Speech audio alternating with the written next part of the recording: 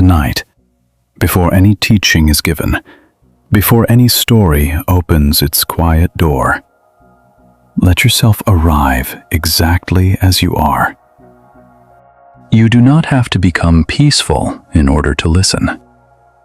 You do not have to clear the mind, fix the heart, or understand Zen with perfect attention. You may simply rest here, with the room around you, the body supported, and the night sounds coming and going like distant water. And perhaps, as you settle in, you can notice how many faces you have worn today.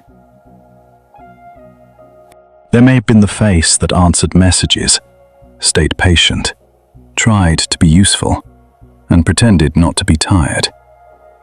There may have been the face that smiled when it wanted silence. None of these faces are wrong. They helped you pass through the day. They helped you meet the world. But tonight, we are not here to polish them, judge them, or remove them by force. We are only here to ask, very softly, the old Zen question. What was your original face before the world gave you a name? Do not hurry to answer. A question like this is not a riddle for the thinking mind to solve. It is more like a lamp placed beside a sleeping path. It does not demand speed. It only shows a path. If this quiet place brings you ease tonight, you may leave a small note in the comments, perhaps the time where you are and the place from which you are listening. Across many countries, other tired people are lying down beneath the same wide night. And if this video becomes a calm companion for you, you may like it and subscribe, so this quiet place is easier to return to when another evening comes. Now let the world grow softer again. In an old mountain monastery, where rain darkened the roofs and the courtyard stones held many footsteps, there lived a young monk named Ren. He was sincere, but sincerity had made him restless. He wanted to understand everything. His teacher, an old monk with white eyebrows, watched him with kindness. One evening, after meditation, Ren bowed and said, "Master, I have heard the elders speak of the original face. I want to see it. Please show me my original face." The old teacher looked at him for a long time. At last, the teacher said, "Go and wash your face." Ren bowed. He went to the stone basin, lifted cold water in both hands, and washed his cheeks, his forehead, his eyes. The water woke him. He returned to the teacher. The teacher asked, "Did you find it?" Ren touched his wet face. "I found only this face, Master." The teacher nodded, then continued looking. From that night on, Ren began to search for his original face everywhere. Each time he looked into water, metal, or dark glass, he saw something familiar and not enough. A young man, tired eyes, a forehead leaning toward tomorrow. This is not it, he thought. This is only the face born from parents, shaped by years, marked by worry. During the day, he worked with the other monks. He swept leaves, carried firewood, copied old teachings, and sat in silence. Yet even in silence, his searching continued. Who am I before my name? Who is the one asking? The harder he searched, the more distant the answer seemed. One morning, the teacher found Ren staring into a bucket of water beside the kitchen. His reflection trembled each time someone crossed the floor. The teacher said, "What are you doing?" Ren answered, "I am trying to see the face before I was born." The old teacher leaned over the bucket and looked. The water shook, and two faces broke into many pieces. He said, "The water is not refusing you." Ren frowned. "I do not understand." The teacher said, "You keep demanding a still reflection from disturbed water. Then you blame the water for moving." Ren lowered his eyes. He thought the teacher meant that his mind was too restless. This made him try even harder to quiet it. At night, he sat stiffly after the others had gone to sleep. When a thought appeared, he pushed it away. When sleepiness touched him, he resisted. Days passed. His face grew pale. His original face remained unseen. Perhaps you know something of Ren's effort. Perhaps, in your own way, you have tried to become calm by fighting every thought. Perhaps you have tried to become yourself by correcting yourself again and again. Perhaps you have looked into approval, work, and old mistakes, hoping one of them would finally show you who you truly are. But the original face is not found by staring harder at the mirrors that have tired you. It is not the face that did well today. It is not the face that failed. It is not the face others remember. It is not the face you have been trying to repair.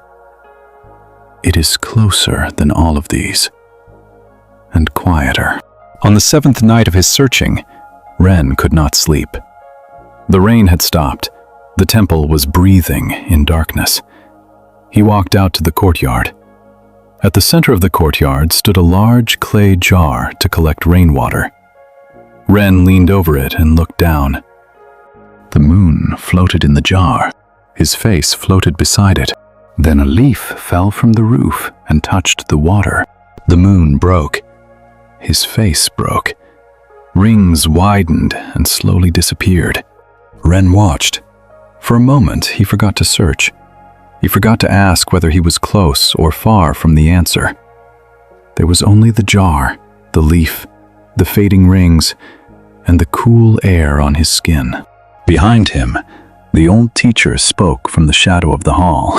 Before the water settled, where did the moon go? Ren turned. The teacher did not explain. He only stood with both hands resting on his walking stick. Ren looked back into the jar. The rings softened. The moon returned, though of course it had never left the sky. Something in him loosened, not because he understood, but because his need to understand had grown tired. The teacher came beside him and said, "The face you seek is not hiding behind your face. When you stop chasing reflections, even for one breath, you may notice the seeing itself. Tonight, you do not need to find a special face inside yourself. You do not need to push away the face of the worker, the parent, the child, the friend, the one who succeeded, the one who regrets. Let them all grow quiet in the same room. Feel the body resting here. Feel the forehead soften, as if it no longer has to lean into tomorrow. Let the jaw unclench. Let the tongue rest. Let the eyes, even behind closed lids, stop searching the dark for an answer. The original face is not something you need to imagine. It is nearer than imagination. It is the simple knowing of this breath. It is the quiet space in which thoughts appear and fade. It is the awareness that was here before the day's first worry and remains here after the last word has been spoken. You may not feel it clearly. That is all right. Clouds do not harm the moon. Moving water does not injure the sky. For now, let the question remain open, soft and kind. Before my name, before my story, before all the faces I have worn, what is quietly here? No answer is needed tonight. Only the breath arriving. Only the breath leaving. only the old monastery of the body settling under the moon of awareness, while somewhere in the distance, a bell waits without needing to be rung. The bell waited in the distance, and in that waiting, the monastery seemed to breathe. Ren stood beside the rain jar until the cold of the stone courtyard entered the soles of his feet. The old teacher had gone back inside without another word. This was often his way. He would place one small ember in a student's hand, then leave the student to discover whether it was fire or moonlight. Before the water settled, where did the moon go? Ren carried the question with him into sleep. It followed him through dreams of buckets, rivers, mirrors, and faces made of mist. In one dream, he was a child again, standing beside his mother while she tied his first winter coat. He remembered looking up at her without any idea of being wise or foolish, worthy or unworthy. He had not yet learned to watch himself from the outside. When he woke before dawn, the dream was almost gone, but the feeling remained. He rose quietly and joined the other monks in the meditation hall. The room was dark except for a single lamp near the altar. No one spoke. Robes settled, knees touched mats. Breath entered and left many bodies. Yet the hall felt like one body breathing. Ren sat down, expecting to continue his search, but something had changed. The question no longer felt like a locked door. It felt like a bowl placed in his lap. He did not need to fill it. After morning sitting, the monks walked to the dining room. Steam rose from rice porridge. Wooden spoons touched bowls with small, hollow sounds. Ren lifted his bowl, and for a moment he saw his reflection bent across the dark surface of the tea. There was his face again, but this time he did not lean toward it. He did not ask it to reveal a secret. He only drank. Across the room, an older nun from a nearby temple had come to visit. Her name was May. She had a calm gaze and hands lined by many winters. When breakfast ended, she watched Ren carry empty bowls to the washing place. "You are the young monk looking for his original face," she said. Ren almost dropped the bowls. "Has everyone heard of my foolishness?" May smiled. "In a monastery, sincerity makes more noise than a bell." Ren bowed, embarrassed. She took one bowl from his hands and rinsed it in warm water. "Tell me," she said, "what face do you wear when no one is watching?" Ren considered. "Perhaps my true face." May shook her head gently. "Sometimes the face we wear, alone, is only another mask. It may be the mask of regret, or secret pride, or old fear. Solitude does not always reveal us. Sometimes it only gives our hidden masks a quieter room." Ren was silent. May placed the clean bowl upside down on the wooden rack. "When I was young," she said, "I believed my original face must be something pure, shining, untouched by anger or sadness. So whenever anger came, I thought I had lost it. Whenever sadness came, I thought I had fallen away from truth." "And later?" Ren asked. "Later I saw that the sky does not lose itself when clouds pass through it." She dried her hands. "Your original face is not a perfect mood. It is not a sacred expression. It is not the calm face you hope others will admire. It is the open sky in which calm and confusion both appear." Ren looked toward the kitchen door, where morning light had begun to gather. "This may be important for you tonight, too. Perhaps you have imagined that your deepest self must be the best version of you, the kindest version, the most patient version, the version that never becomes afraid, never says the wrong thing, never remembers with pain, never lies awake at night replaying a moment that has already passed. But if peace depends on becoming flawless, then rest will always be far away. Zen does not ask you to create a perfect face for the moon to bless. It asks you to notice the awareness that is already here, even when the face is tired, even when the mind is uneven, even when the heart feels like a room after guests have left, with cushions disturbed and cups still on the floor. You are allowed to be unfinished and still belong to this moment. Let the body hear that slowly. You are allowed to be unfinished and still belong to this moment. In the monastery, May asked Ren to walk with her to the old cedar gate.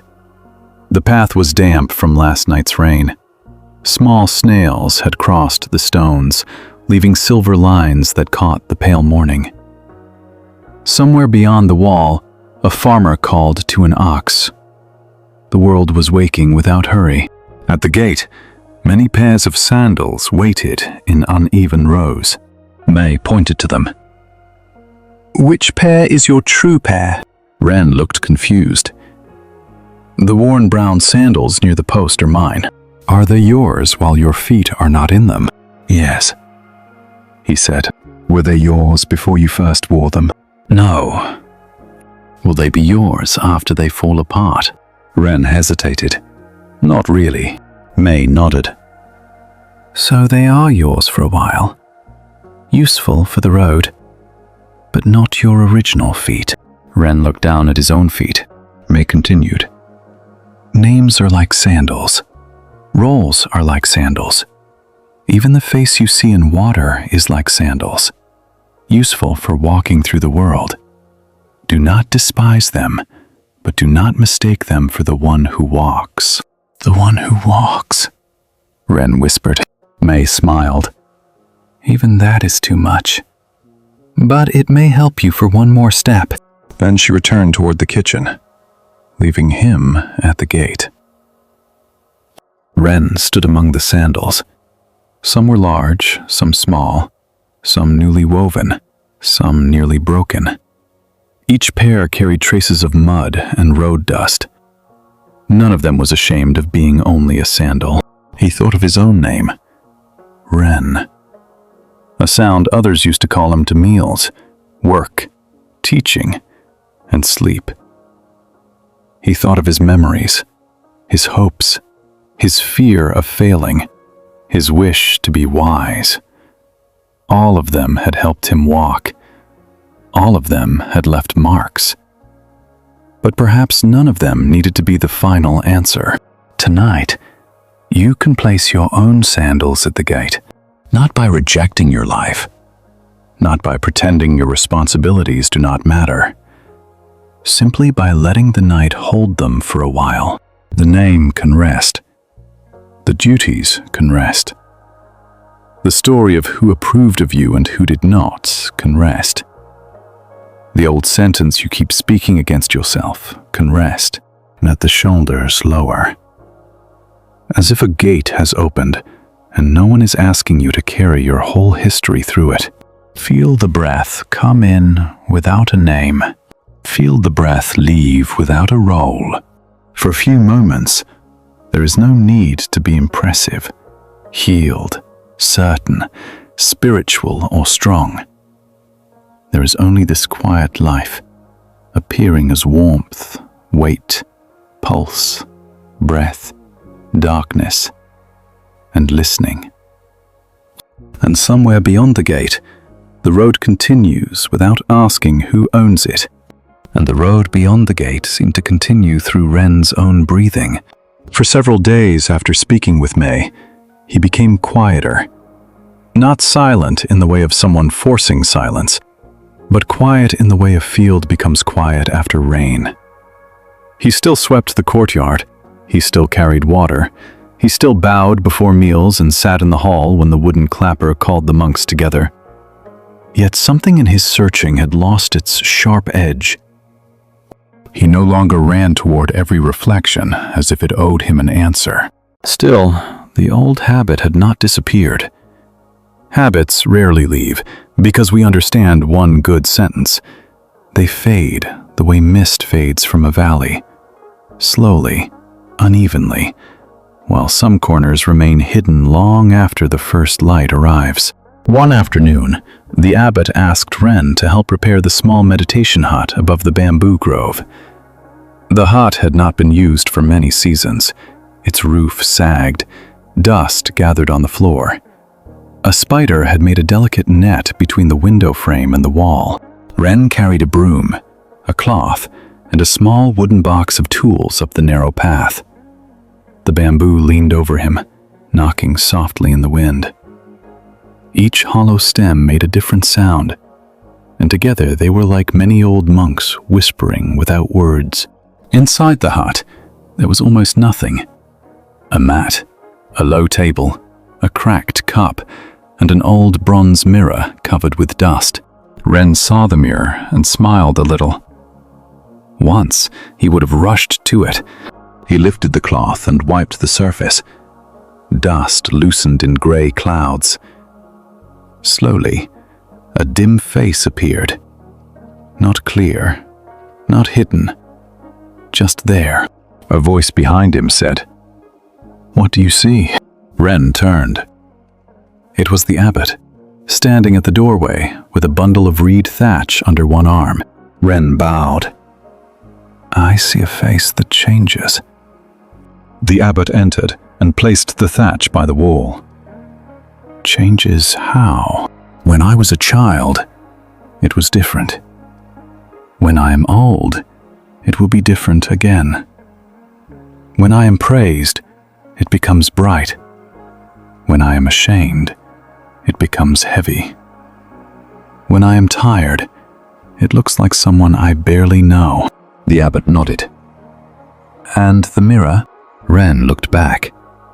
"The mirror receives all these faces. Does it keep them? No.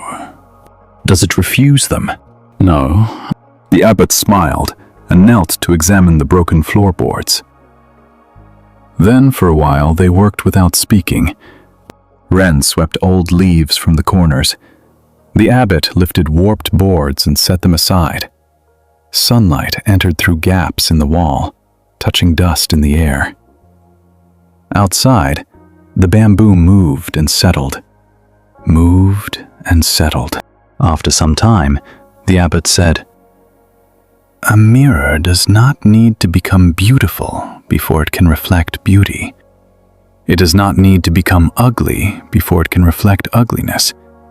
Its nature is not improved by a clear face or damaged by a troubled one." Ren rested the broom against the wall. The abbot continued, "Many people spend their lives polishing the reflections. They say, when this face is admired, I will be safe. When this face is successful, I will be real. When this face is calm enough, I will finally deserve rest. But the reflections are visitors. Some stay for a moment, some stay for years. None of them own the mirror." This was not said as a grand teaching. It was said while the abbot pulled a bent nail from a board. That made it enter Ren more deeply, because wisdom that comes too loudly often wakes the mind.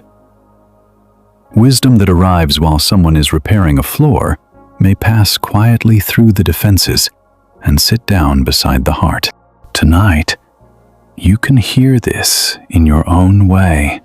All day reflections may have come to you. A reflection in another person's tone. A reflection in a mistake. A reflection in a message not answered. A task not finished. A memory not settled. A hope not yet fulfilled. Each one may have seemed to say, "This is who you are." But perhaps they were only weather passing over the mirror. The anxious reflection is not the whole of you. The disappointed reflection is not the whole of you. The proud reflection, the lonely reflection, the useful reflection, the forgotten reflection, the face that tries very hard to be acceptable. None of these is the whole of you. Let them pass through awareness as gently as dust passes through sunlight. You do not have to destroy them.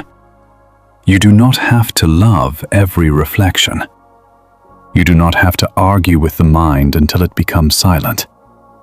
You can simply notice that whatever appears is appearing in something wider. Feel that wideness now, not as an idea, but as space around the body. There is space around the hands, space around the chest, space around the thoughts that still move, space around the tired places, space even around the part of you that is unsure how to rest. In the hut, Ren and the abbot worked until the afternoon thinned. When the roof had been patched and the floor swept clean, the abbot carried the old bronze mirror to the doorway. Should we keep it here? Ren asked. The abbot looked at the mirror, then at the bamboo grove. For those who need it, he said, a mirror is useful. For those who are trapped by it, a mirror is a small prison. For those who can bow to it and walk away, it is only bronze. He handed it to Ren. Take it to the storehouse. Ren carried the mirror down the path. The trees and sky moved across its surface. His own hands appeared around its rim. A bird crossed the bronze and vanished.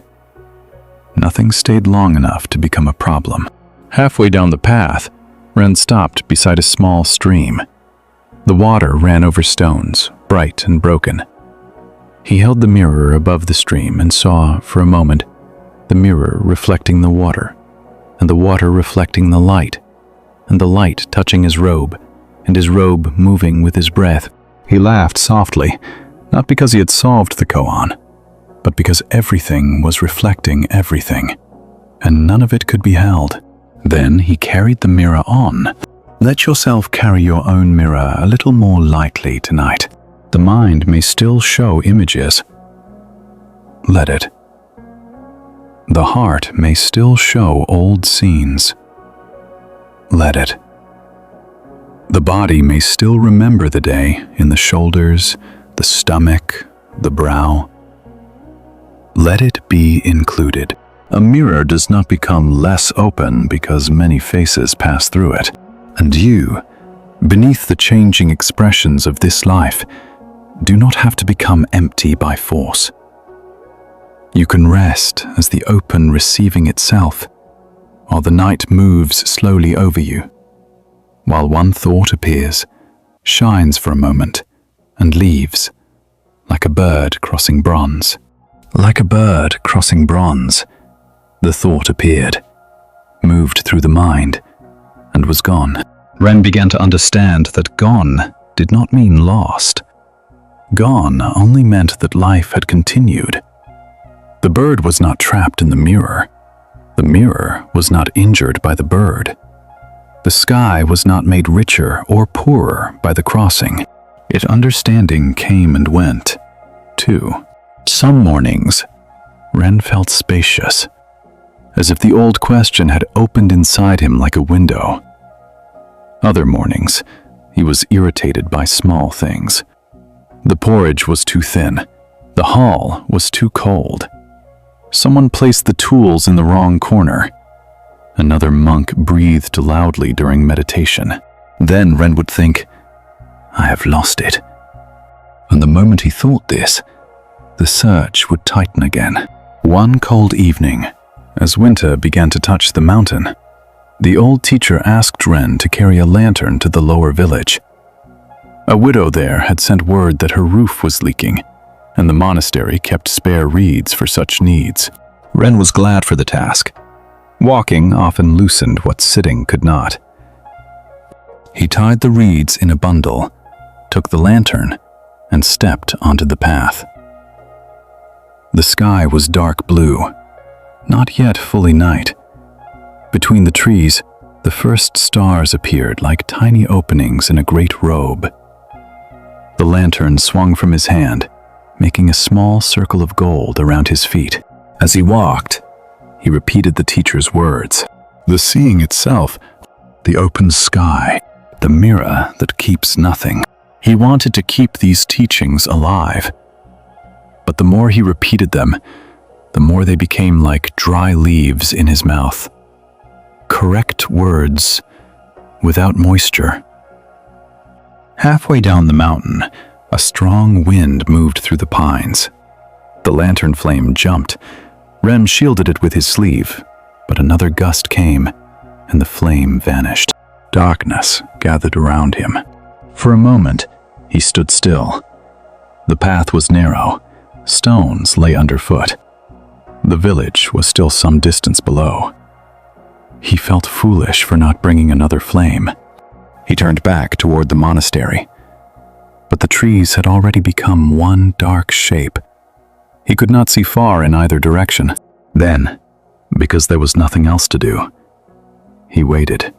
The wind moved on. His eyes slowly opened to the dark. At first, he saw only blackness. Then shapes began to appear. The pale line of the path, the leaning bodies of trees, the wet shine of stones, the faint silver of frost on grass.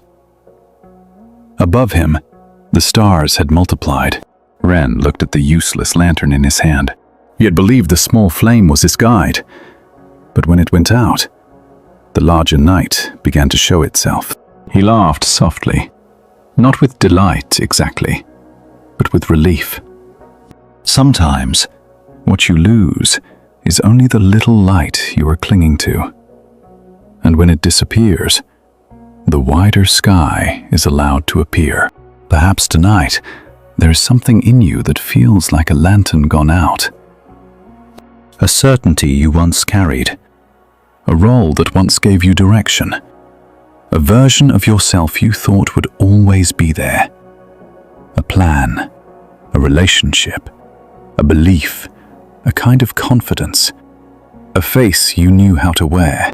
When such things dim, it is natural to feel afraid. The mind says, I cannot see. I do not know who I am without this light. But not all darkness is punishment. Sometimes, darkness is the space in which a smaller brightness stops controlling your attention. You do not have to force yourself to be grateful for loss. You do not have to pretend it is easy when old lights go out.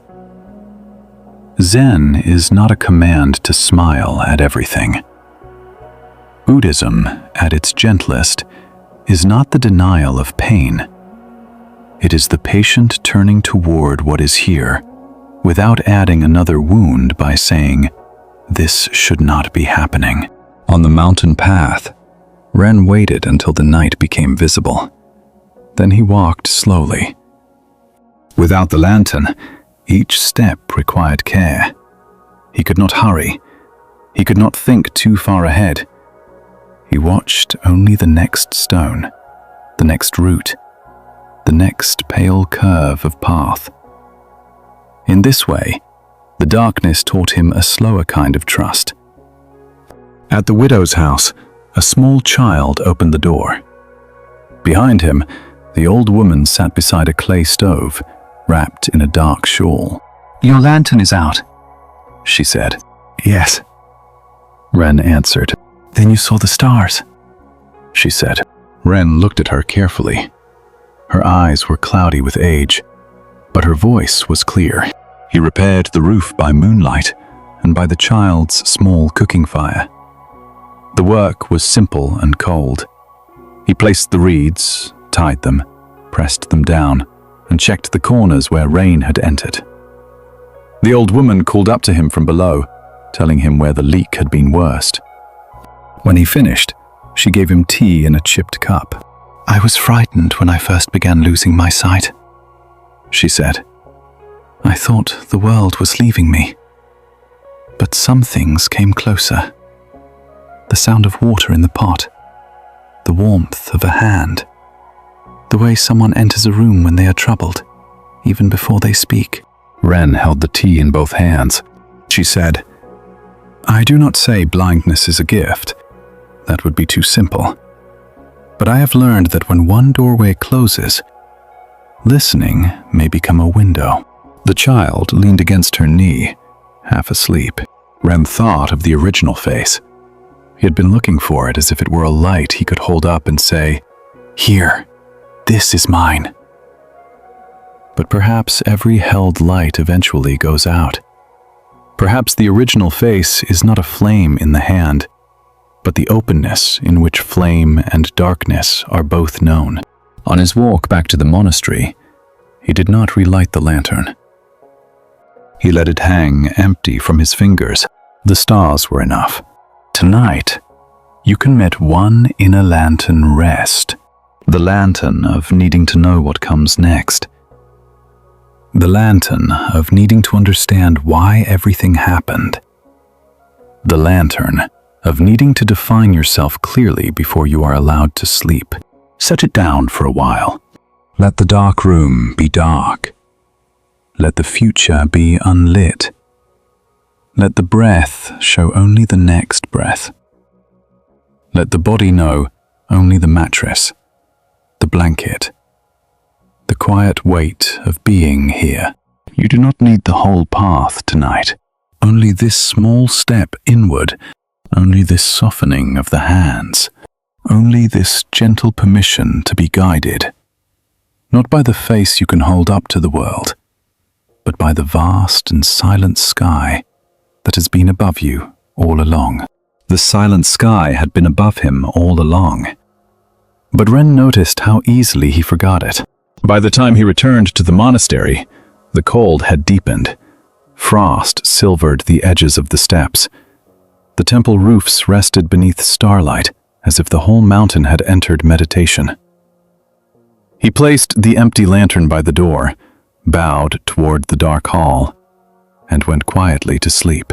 The next morning, the old teacher said nothing about the lantern. This was more troubling than a scolding. Ren kept waiting for a question, a smile, or some sharp word that would turn the night's journey into a lesson. But the teacher only ate his rice, folded his cloth, and went to the garden. After breakfast, Ren followed him. The garden behind the meditation hall was small. It held a few winter herbs, a plum tree not yet in flower, and rows of cabbages wrapped tightly around themselves against the cold. The teacher knelt in the soil and began pulling weeds. Ren knelt beside him. For a while, they worked in silence. The earth was cold under Ren's fingers. Small roots clung to the dirt. Some weeds came out easily. Others broke near the surface, leaving themselves hidden below. At last, Ren said, "Master, last night my lantern went out." The teacher nodded. "I saw it by the door. I walked without it." The teacher pulled another weed. "Good." Ren waited. The teacher said nothing more. Ren felt a familiar disappointment rise in him. He had hoped the teacher would confirm something. He wanted to hear that the darkness was meaningful, that the stars were a teaching, that he had taken a step toward the original face. Instead, there was only mud under his nails. This disappointment embarrassed him. He saw how quickly the mind builds a new identity from any quiet moment. One night without a lantern, and already he wanted to become the monk who had learned from darkness. The teacher glanced at him. "What are you holding?" Ren looked down. "A weed, not in your hand." Ren closed his eyes. "A wish to be praised." The teacher smiled. "Pull that one carefully. Its roots go deep." Ren bowed his head. "There are masks made of failure," the teacher said, "and masks made of wisdom. The second kind can be harder to remove because they smell like incense." Ren almost laughed, but the words also stung. The teacher continued. "Yesterday you carried a lantern. Today you carry the story of carrying no lantern. Which is heavier?" Ren did not answer. "Perhaps you have felt this too, in your own inner life." a moment of peace comes, and almost at once, the mind wants to own it. It says, "Now I am becoming calm. Now I am spiritual. Now I understand." Then, when the next wave of worry comes, the same mind says, "I have failed. I lost my peace. I am back at the beginning." In this way, even peace becomes another face to protect. But what is simple does not need to be protected. What is true does not become false because a mood changes.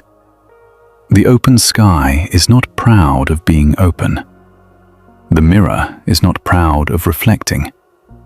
The breath does not announce, "I am breathing well today." The body simply continues. Feel that now, without trying to make a lesson out of it. Notice that breathing is already happening. The body has not asked for applause. The heart has not asked for a title. Even tiredness is doing its humble work, inviting you downward, away from the bright markets of thought, toward the old village of sleep. In the garden, Ren and the teacher kept weeding. The teacher lifted a cabbage leaf where frost still clung in white crystals. "When people first come to practice," he said, "they often want to remove the self as if it were a weed. They hear teachings about emptiness or no self, and they begin attacking their own thoughts, memories, and preferences. But the one attacking is also a self. The one trying to become empty is often the busiest self in the room." Ren listened carefully. "So what should be done?" he asked. The teacher held up a weed with its long root dangling. "See clearly. Hold lightly. Release when it is time." "That is all?" The teacher placed the weed in the basket. "If you can truly do that, it is more than enough." He pointed to the garden bed. "This cabbage is not ashamed of being a cabbage. It does not say, 'I must become empty of cabbage nature before I can receive the sun.'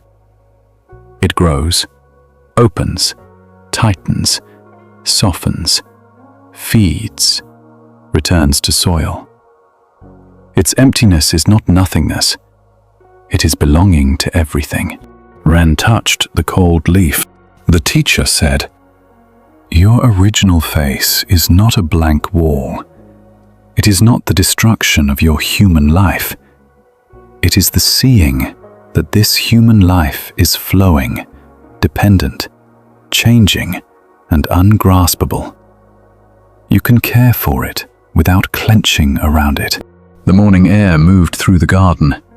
Somewhere, a crow called once from the cedar trees. For the first time, Ren felt the teaching not as a puzzle, but as a kindness. He did not need to erase Ren. He did not need to become someone without memory, sorrow, preference, or warmth. He only needed to stop building a prison out of passing things. Tonight, this kindness is for you as well. You do not have to erase your personality to rest. You do not have to become perfectly detached.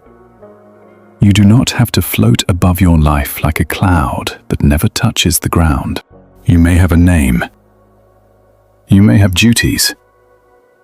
You may love certain people. You may carry grief for what changed.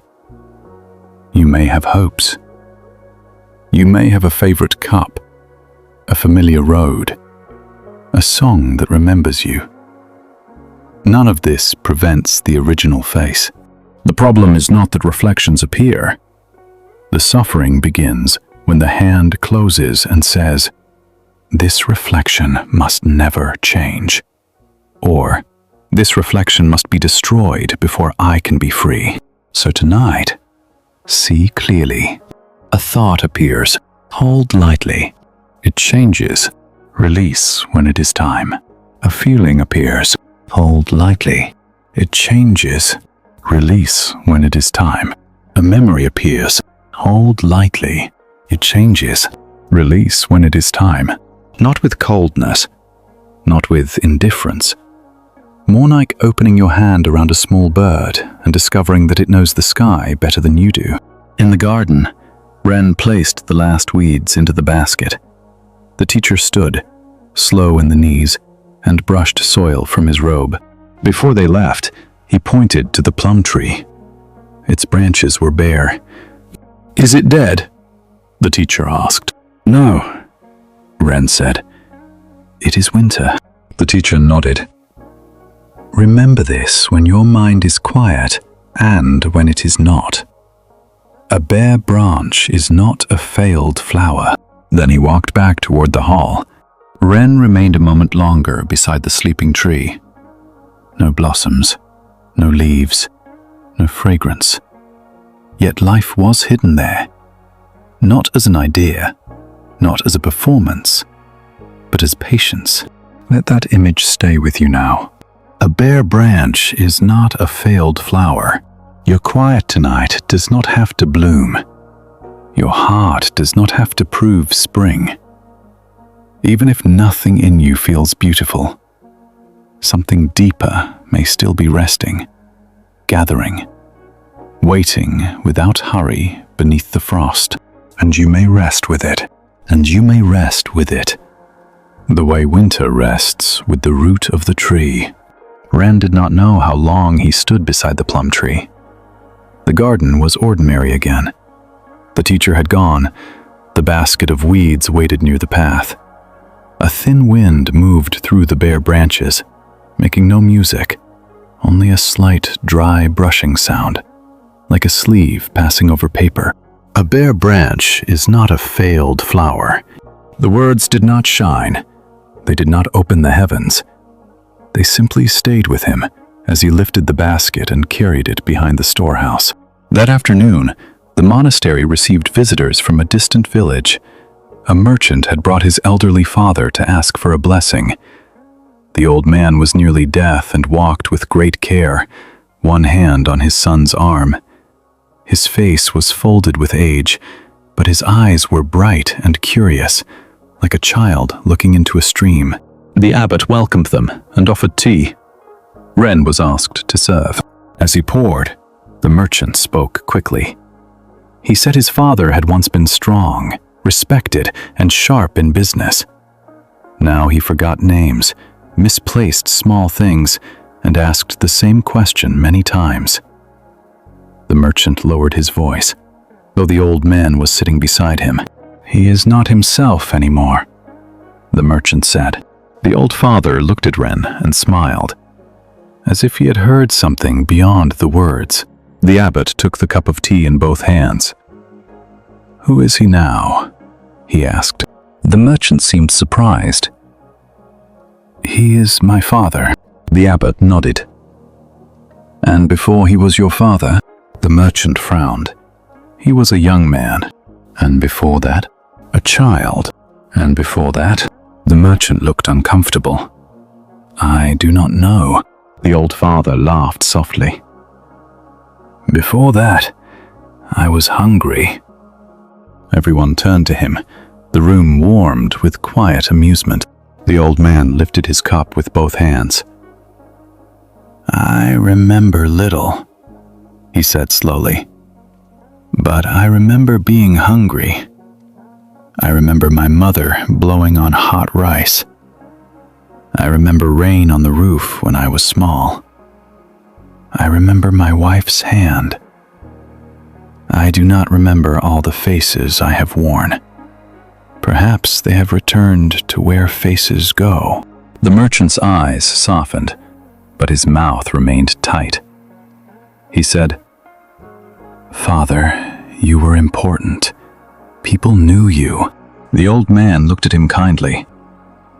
"Then they knew a coat I was wearing." The abbot smiled into his tea. Ren felt something move through the room. Not like a teaching, but like a curtain being opened. The merchant had brought grief disguised as concern. He was mourning a face his father could no longer hold steady. The respected man, the sharp man, the remembered man. These were not lies. They were coats worn in weather, useful, warm, visible, But the one drinking tea now was not empty simply because the old coat had frayed. Perhaps you have felt sorrow like this, not only for others, but for yourself. You may remember a version of yourself that seemed clearer, a younger face, a stronger body, a mind that could carry more, a heart that trusted more easily. A time when the road seemed open, or when someone you loved looked at you in a way they no longer do. The mind may whisper, "I am not myself anymore." But which self does it mean? The one who was praised? The one who was needed? The one who had not yet been disappointed? The one who could stay awake longer, work harder, laugh more freely, forgive more quickly? All these selves were real as seasons are real, and all of them were moving. The original face is not the youngest face. It is not the strongest face. It is not the face from the time before things changed. It is not hidden in a photograph, a memory, or a place you cannot return to. It is present even here, with the body as it is now, the breath as it is now, the tiredness as it is now. Let that be gentle. You do not have to return to who you were before you can rest. You do not have to recover an old brightness. You do not have to gather all lost pieces of yourself and place them perfectly in order before the night allows you to sleep. In the tea room, the old father turned his cup slowly in his hands. "When I was young," he said, "I thought my face was the one people admired. When I was middle-aged, I thought my face was the one that worried over my children. Now I forget both. But when tea is warm, I know warmth. When my son is near, I know nearness. When the bell rings, I do not always remember its name, but I know the sound enters me." The merchant looked down. The abbot said, "A name is one way of meeting. Silence is another." No one spoke for a while. Outside, the winter sun lowered behind the pines. Light entered the room at an angle and touched the old man's cheek. In that light, Ren saw no failure, no loss of self, no broken person in need of repair. He saw a human life becoming simple at the edges. Not easy, not romantic, simple. The merchant reached for his father's sleeve and adjusted it over his wrist. The gesture was small, but it carried more tenderness than his earlier words. The old father looked at him, and for a moment, neither seemed to need the correct name for anything. This, Ren thought, is also a face before names. Not a mystical vision, not a flash of lightning. A son covering his father's wrist against the cold. Tonight, let your practice be that simple. Feel one place where the body touches support. The shoulder against the bed. The back against the mattress. The hand resting wherever it has fallen. Let this contact be enough. You do not need to name it deeply. You do not need to turn it into wisdom. Warmth knows warmth. Weight knows weight. Breath knows breath. The old stories of who you were may come near. Let them sit by the fire. Do not push them out into the snow. But do not hand them the whole house. The one who has changed is still held by awareness. The one who feels unfinished is still held by awareness. The one who cannot return to yesterday is still held by awareness. And awareness does not ask the face to stay young, admired, certain, or unchanged. It only opens, quietly, like a room where tea is being poured, where an old hand receives the cup, where the evening light rests on every face without choosing one to keep. The evening light rested on every face, without choosing one to keep. And this became another quiet teaching for Ren. After the old father and his son left the monastery, the tea room remained warm for a little while. The cups were empty. The cushions held the shape of the bodies that had sat there. A few drops of tea had fallen on the low table and dried into small brown circles. Ren cleaned slowly. He did not want to disturb the feeling too quickly. Some moments are like snow on a branch. Touch them roughly, and they fall. Let them be, and they teach by their own weight. As he wiped the table, he noticed something the old man had left behind. It was a strip of blue cloth, folded carefully. Perhaps a handkerchief, perhaps a small wrapping for medicine. Ren picked it up and went outside, thinking he might still catch them on the road. But the road was empty. The sun had gone behind the mountain. The first blue of evening lay between the trees. Far below, he could see one small lantern moving slowly toward the village. It must have been the merchant and his father, descending step by step. Ren stood with the blue cloth in his hand. The old teacher came beside him. They forgot this. Ren said. The teacher looked toward the distant lantern. Then keep it until they return. If they return. If they do not, then it will still be blue cloth. Ren smiled. He was beginning to hear the teacher's way. Not cold, not careless, but free from the extra rope the mind tied around things. The teacher asked, "What did you learn from the old man?" Ren considered. That a person is not lost because memory changes. The teacher nodded. And that warmth can know warmth without a name. The teacher's eyes softened. Good. Then he asked, "And what did you not learn?"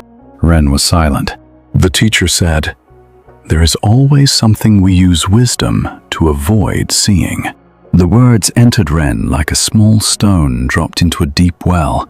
That night, he sat in meditation with the blue cloth folded beside his mat. He expected peace. Instead, sadness came. At first, he tried to make space for it, as the teaching said. But sadness did not become noble. It did not turn into moonlight. It was simply sadness, heavy in the throat, warm behind the eyes, a dull ache in the chest. He thought of his own father, who had died before Ren entered the monastery. For years, Ren had told himself that leaving home to practice was a higher path. He had bowed, chanted, studied, and served. Yet beneath all this, a boy inside him still remembered the last time his father called his name from the doorway. Ren had not answered kindly that day. He had been young, impatient, eager to leave. Now, in the meditation hall, the memory opened. His father's hand on the doorframe, the evening dust in the air, the voice saying, "Ren, come back before dark." And his own voice, sharp with youth, saying, "I know." 3 small words. Nothing terrible, nothing dramatic, but the heart keeps some small things for many years. Ren's first impulse was to turn the memory into practice. He told himself, "This is only a reflection. This is only a cloud. This is not my original face." But the sadness deepened.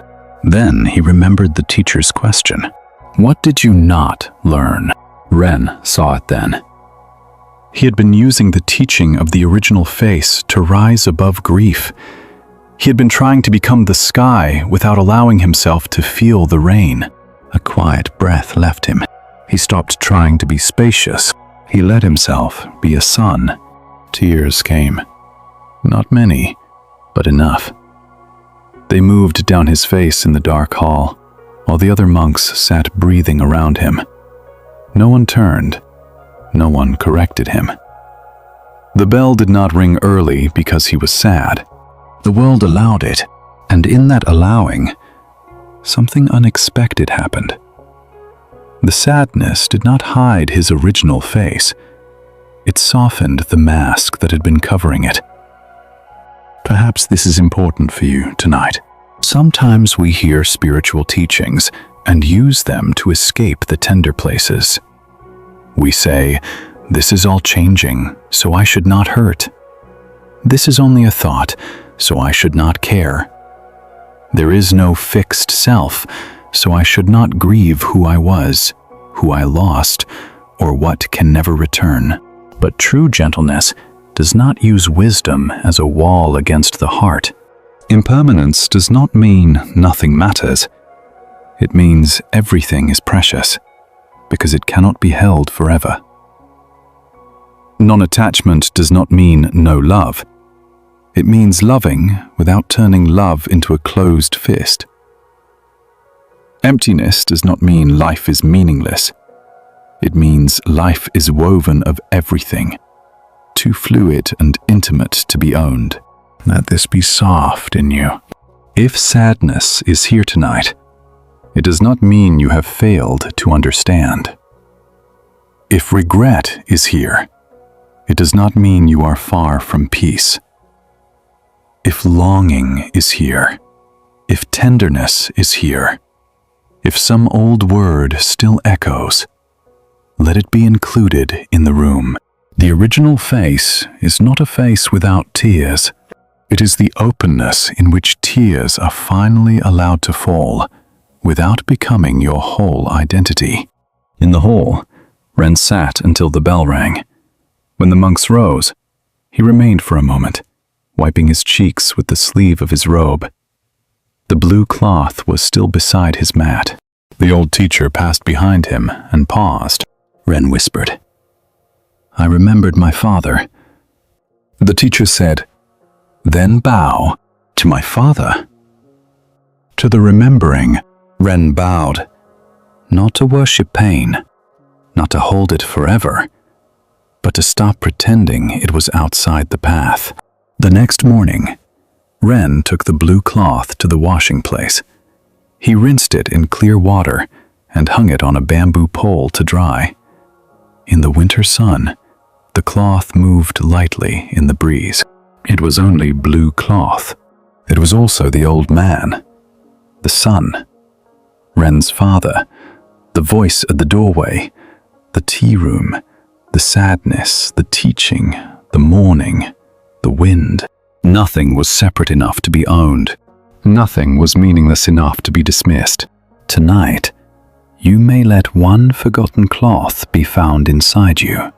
A memory, a regret, a tenderness, a name. Hold it gently. Wash it with breath. Hang it in the quiet air of awareness. You do not need to explain it.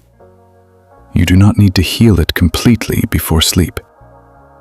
You do not need to turn it into a lesson. Let it move a little in the night breeze. Let the heart be human.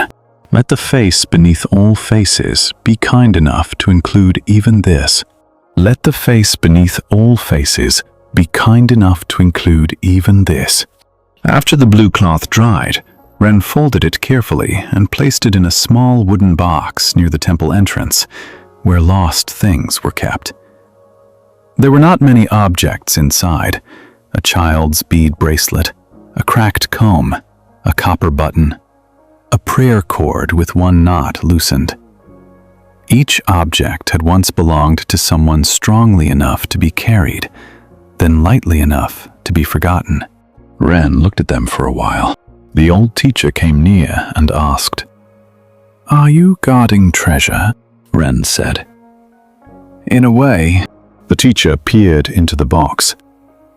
"Ah, the temple of things almost lost." Ren smiled. The teacher picked up the cracked comb and held it to the light. "This may have arranged someone's hair before a wedding, or before a funeral, or before an ordinary walk to market. Now it sleeps in a box with a button and a bracelet. No complaint." He set it down. Ren asked, "Master, are people like this too? Do we belong to each other for a while, and then return to the great box? The teacher looked at him with amusement. Be careful. A poetic answer can make you sleepy in the wrong way. Ren laughed softly. The teacher said, "People are not objects, but all forms are lent. This body, this voice, this season of being known in one way. Lent, not possessed. When we forget this, love becomes fear. When we remember it too coldly, love becomes distance. The middle way is to care completely, while knowing we cannot keep." Ren closed the box. Care completely, while knowing we cannot keep. The words followed him into the day. That afternoon, a group of novices arrived from a lower temple to spend 7 days in training. They were younger than Ren, noisy in the way young monks try not to be noisy. Their robes were too new. Their bows were careful. Their eyes moved everywhere at once. One novice, barely more than a boy, carried a small polished mask wrapped in cloth.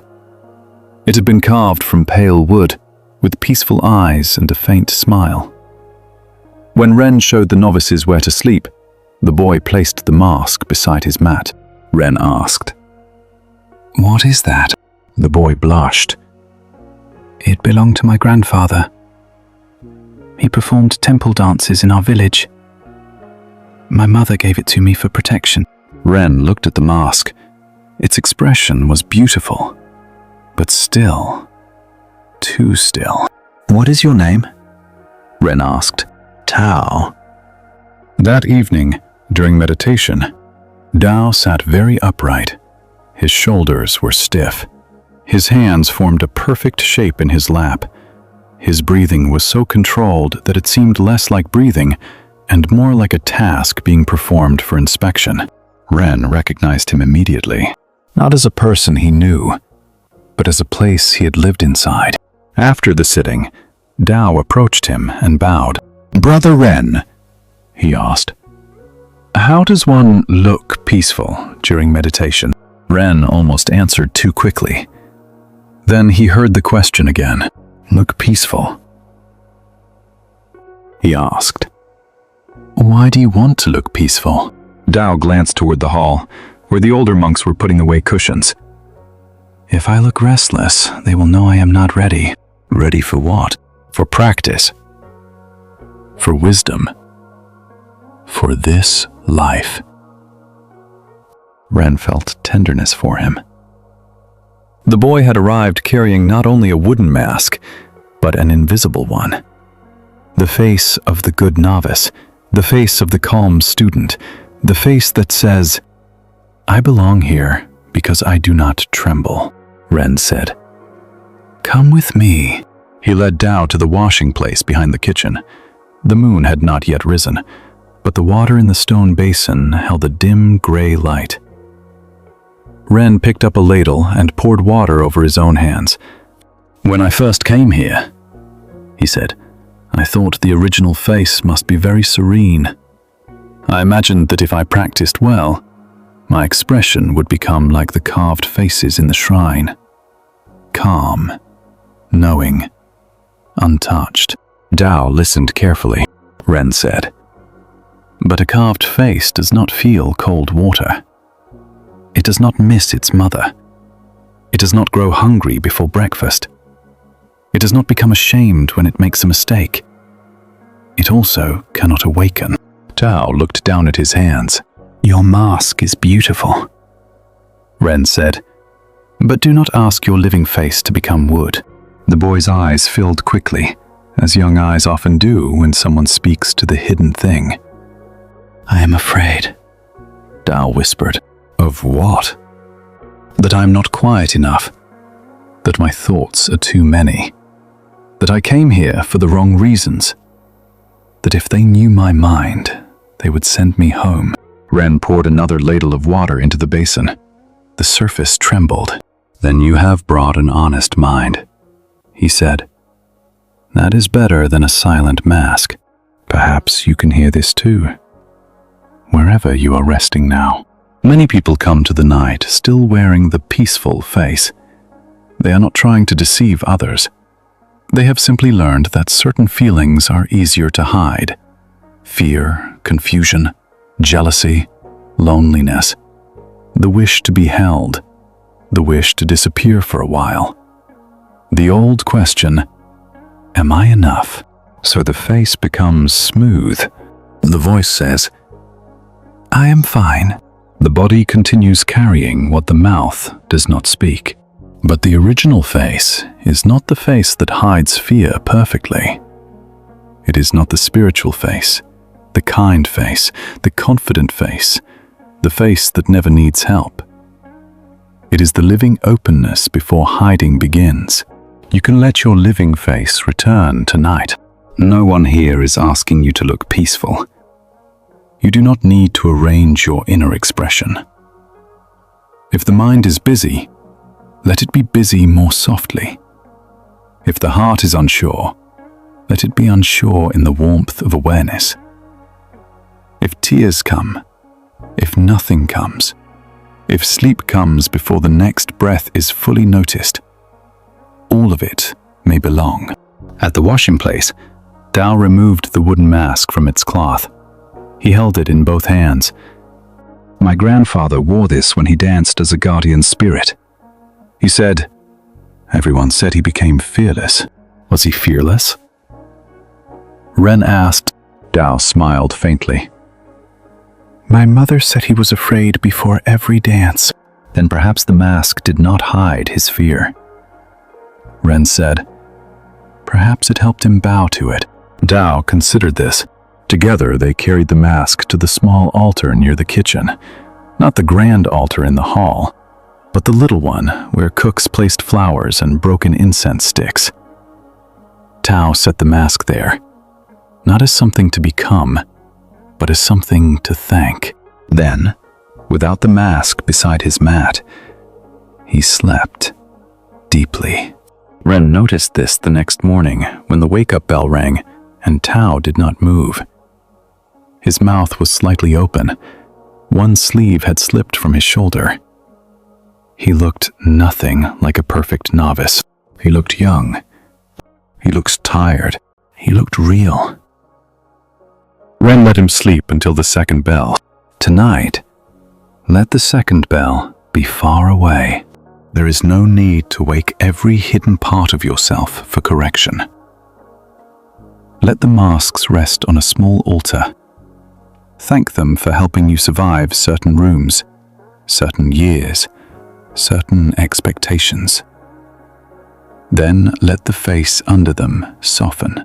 The forehead does not need to hold an expression. The mouth does not need to prove ease. The eyes do not need to search behind their lids. Let the living face be simple again, touched by breath, held by darkness, uncarved, unfinished, and allowed. Allowed. The living face does not need to announce itself. It returns quietly. Sometimes it returns when the mouth stops holding a smile. Sometimes when the shoulders finally admit their weight. Sometimes when no one is asking for an answer and the body, without permission from the mind, takes one deeper breath. After Tao began sleeping without the mask beside him, Ren noticed something tender in the young novice. During the day, Tao still made mistakes. He bowed too early. He forgot where the rice bowls were kept. He sometimes whispered questions at the wrong moment. But the sharp performance had softened. His practice had become less perfect and more alive. One morning, after the first sitting, the abbot sent Ren and Tao to the river below the monastery to wash old altar cloths. The river was fed by mountain snow, and even in the mild sun it carried winter in its bones. They took baskets of folded cloth down the path, past cedar roots and low stones, until the sound of water grew larger than their footsteps. At the riverbank, Tao knelt and dipped his fingers into the current. He pulled them back quickly. It is very cold, Ren smiled. The river does not warm itself for monks. Together they unfolded the cloths. Some were red, some faded gold, some brown with age. Incense ash had settled into their threads. Oil from many hands had darkened the edges. They lowered them into the water, one by one. The current took each cloth and lifted it. Dao held tightly to his corner. The cloth snapped and twisted. Ren said, "Do not fight the whole river. Hold only what is yours to hold." Dao loosened his grip. The cloth moved, but did not escape. They washed in silence for a while. Water ran over their wrists. Sunlight broke into bright pieces on the surface. Small leaves passed by, each one turning once or twice before disappearing around the bend. Dao watched them go. "Brother Ren," he asked, "is the original face like the river?" Ren wrung out a cloth and laid it on a flat stone. "In what way?" "Always moving." Dao said, "Never one shape." Ren considered. "Perhaps. But be careful. If we say it is the river, we may begin searching only in rivers." Dao laughed softly. Ren said, "The river can help us see. It does not keep yesterday's water, yet we still call it river. A person does not keep yesterday's thoughts, yesterday's body, yesterday's mood, yet we still answer when our name is called. The mistake is not using the name. The mistake is believing the name can hold the whole flowing." Dao placed another cloth into the stream. "Then who am I?" Ren looked at the water passing over stones. For a moment, he wanted to answer. He wanted to sound like the teacher, to offer a sentence that would stay in Tao's mind for many years. Then he felt the subtle mask of wisdom forming over his face. He let it fall. "I do not know," he said. Dao looked surprised. Ren smiled. "But perhaps the river does not know how to define itself either. Still, it flows." The boy lowered his eyes, and the two of them continued washing. "This can be enough for tonight as well. You do not need to define yourself before you rest. You do not need a complete sentence that explains your nature, your past, your future, your purpose, your pain, and your secret hope. The mind may ask, 'Who am I, really?' But the body is already answering in a simpler language. Warmth, weight, pulse, breath. Here, the river does not pause at every stone to decide whether it is still a river. It touches, bends, sounds, shines, darkens, and continues. In the same way, thoughts may touch you and pass. Feelings may bend you and pass. Names may be given, used, forgotten, and passed on. The original face is not a fixed shape hiding beneath the movement. It is the intimacy of the movement before you divide it into mine and not mine. At midday, clouds came over the mountain. The river lost its brightness. The washed cloths lay on stones, heavy and dark, waiting for sun. Tao sat beside Ren and rubbed his cold hands together. "My mother cried when I left home," he said suddenly. Ren did not answer too quickly. Dao continued. "I thought if I became a monk, I would leave all that behind. But sometimes, when the hall is quiet, I hear her crying again." "The river moved," Ren said. "Ellen Rose does not mean leaving love." Dao swallowed. Ren picked up a small stone and turned it in his palm. "When I first entered the monastery, I thought practice meant crossing to another shore where my old life could not follow. But the more I practice, the more I see that the river carries both shores in its sound." Dao listened. Ren said. Your mother's tears are not obstacles, unless you turn away from them or drown in them. Let them be water in the river. Dao nodded, though his face was uncertain. A teaching does not need to be fully understood to begin softening the heart. The rain started gently. Neither of them moved at first. Fine drops touched the river and disappeared. Then the whole surface became circles, each ring opening into another ring, until no single drop could be followed. Dao whispered. Which circle is the first one? Ren watched the water. By the time you point, it has already become the river. This was not a clever answer. It was only what the water showed. Perhaps your life is like this too.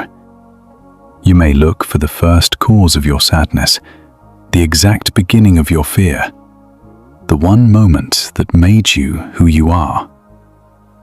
Sometimes such remembering is useful. Sometimes it brings compassion. But at night, when the body needs rest, you do not have to trace every ring back to the first drop. You can let the whole river be held by the dark. Let the story be unfinished.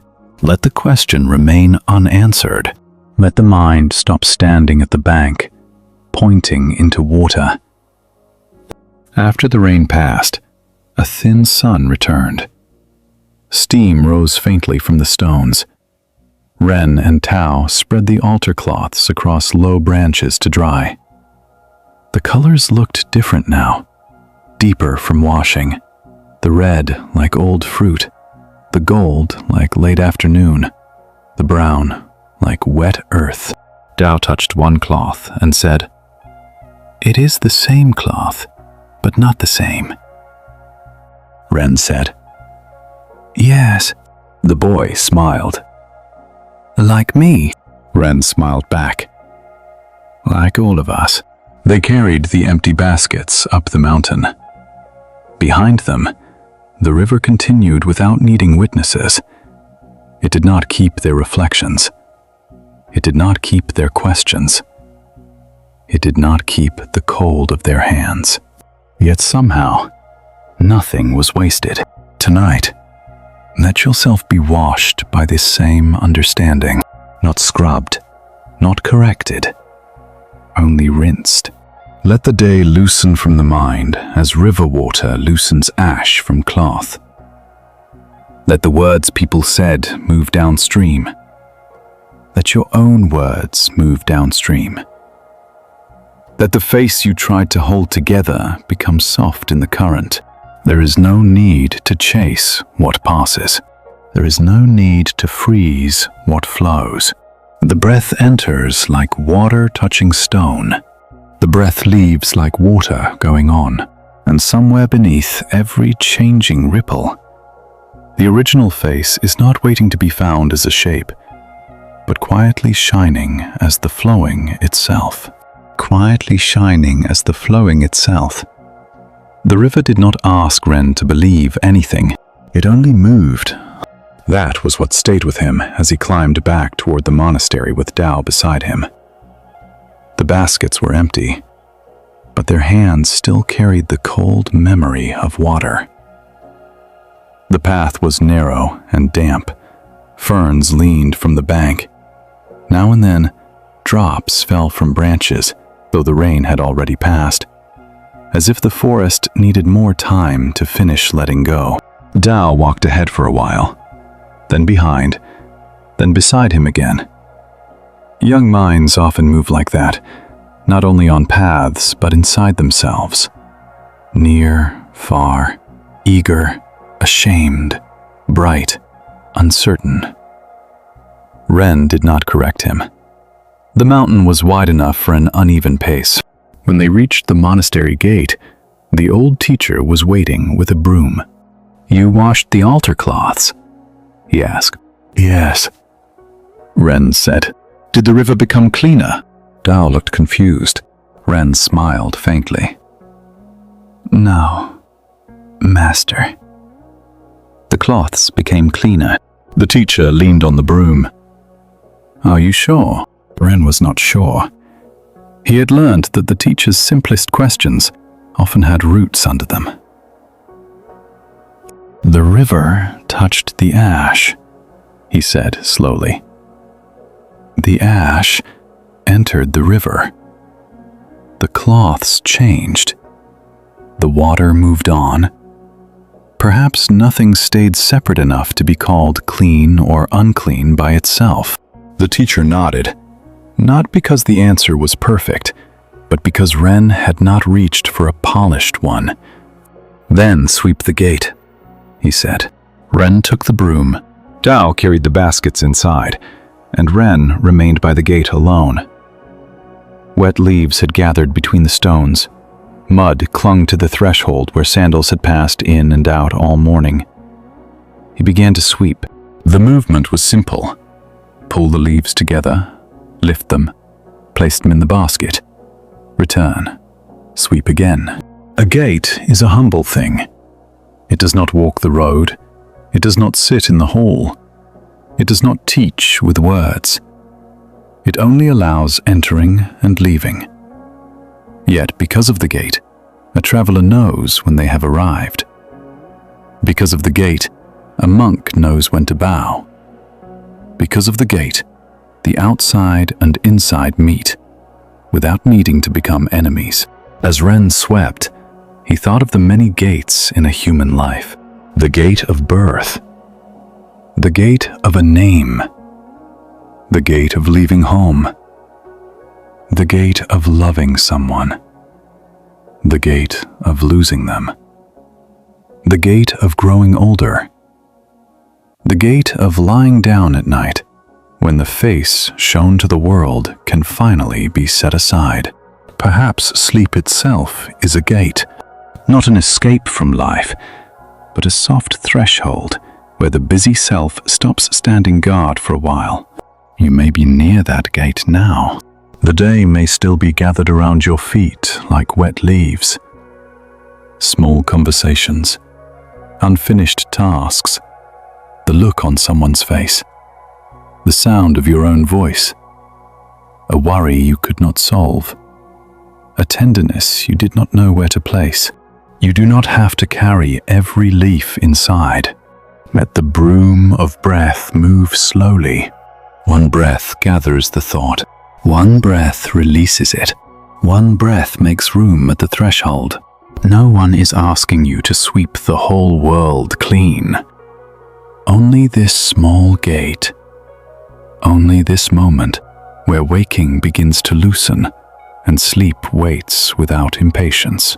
Near sunset, the teacher returned. Ren had filled the basket with leaves, but more had already fallen. Ren looked at them and laughed quietly. "It is never finished." The teacher said, "If it were finished, what would the broom do?" Ren leaned the broom against the wall.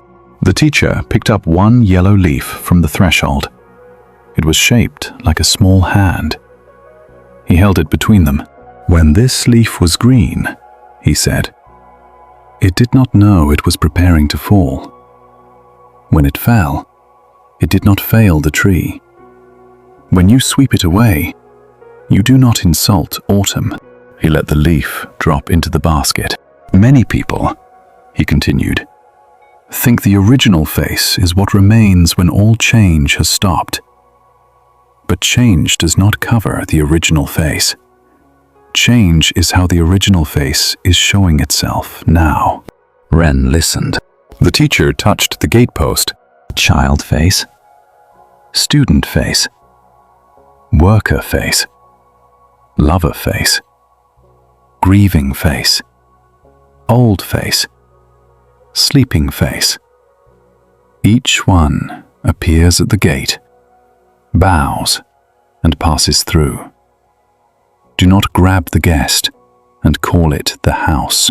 The evening wind moved between them. This teaching was very quiet, yet it reached deeply. Ren had spent so much effort looking for what did not change, but perhaps he had been imagining changelessness in the wrong way.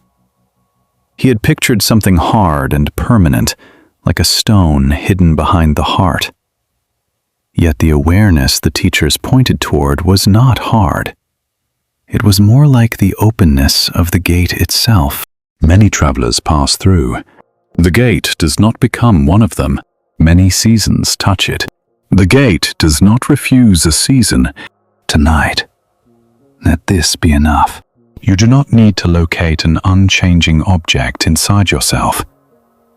You do not need to discover a secret stone beneath every feeling. You may simply notice that, through all the changing faces, there is a capacity to know change. A thought comes. It is known. A sound comes. It is known. A feeling comes. It is known. Sleepiness comes. It is known. Softly, dimly, perhaps only for a moment, before knowing itself becomes dream. Even if you do not think about awareness, awareness is not waiting for your thought. Even if you cannot feel peaceful, the space in which restlessness appears is already open. Even if the mind says, "I am not doing this correctly," that sentence too is only another visitor at the gate. Let it bow and pass. Ren remained by the entrance until the last light faded. The basket of leaves sat beside him. Beyond the gate, the road descended toward the village and the river. Inside the gate, lamps were being lit in the hall. For a moment, he felt no need to choose between outside and inside. Both were held by evening. He picked up the basket and carried it to the compost behind the garden. There, old leaves, vegetable scraps, ash, and soil were slowly becoming nourishment. Nothing glamorous happened there. No one bowed to the compost. No one wrote poems for the cabbage roots. Yet the whole garden depended on this hidden returning. Ren emptied the leaves and stood in the earthy smell. What had fallen would feed what had not yet grown. The face that was finished would nourish the face not yet born. So tonight, you can let the day fall where it may. Become soil. Do not keep turning it over in the mind. Do not ask every moment to justify itself before you allow it to rest. The day has already lived through you. Now, it may return to the dark, warm ground of sleep. Let the old expressions loosen. Let the unfinished thoughts become leaves. Let the body be the garden after sunset. And at the gate of sleep, there is nothing more you need to prove. Nothing more you need to hold. Nothing more you need to become before you are allowed to pass through. Allowed to pass through. Ren found that the gate of sleep began teaching him even while he was awake. In the days that followed, he noticed how often he stood at inner thresholds and refused to enter. He would feel tired, but the mind insisted on one more thought. He would feel hurt, but pride stood at the gate and said, "Do not go there." He would feel tenderness, but fear of losing it closed the door. The body was always crossing. The mind was always asking for papers. One evening, the abbot asked all the monks to gather in the old hall for winter mending.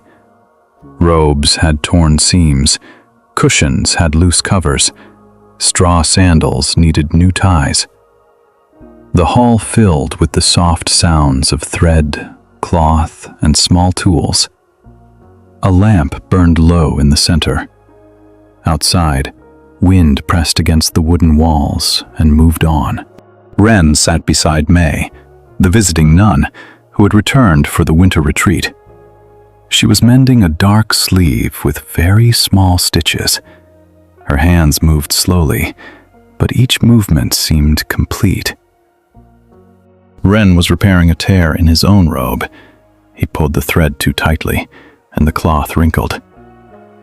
May glanced over. "You are trying to make the tear disappear.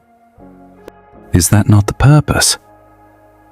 Ren asked, "The purpose is to close the tear," she said, "not to erase the history of the cloth." Ren loosened the thread.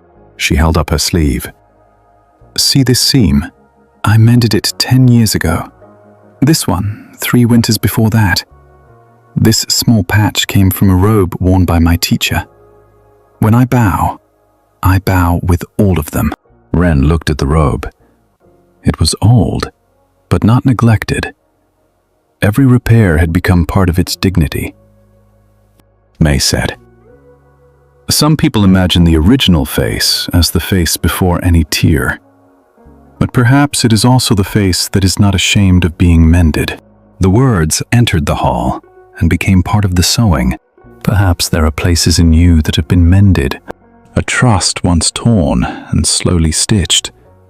A hope that did not return in its original shape, but became something quieter.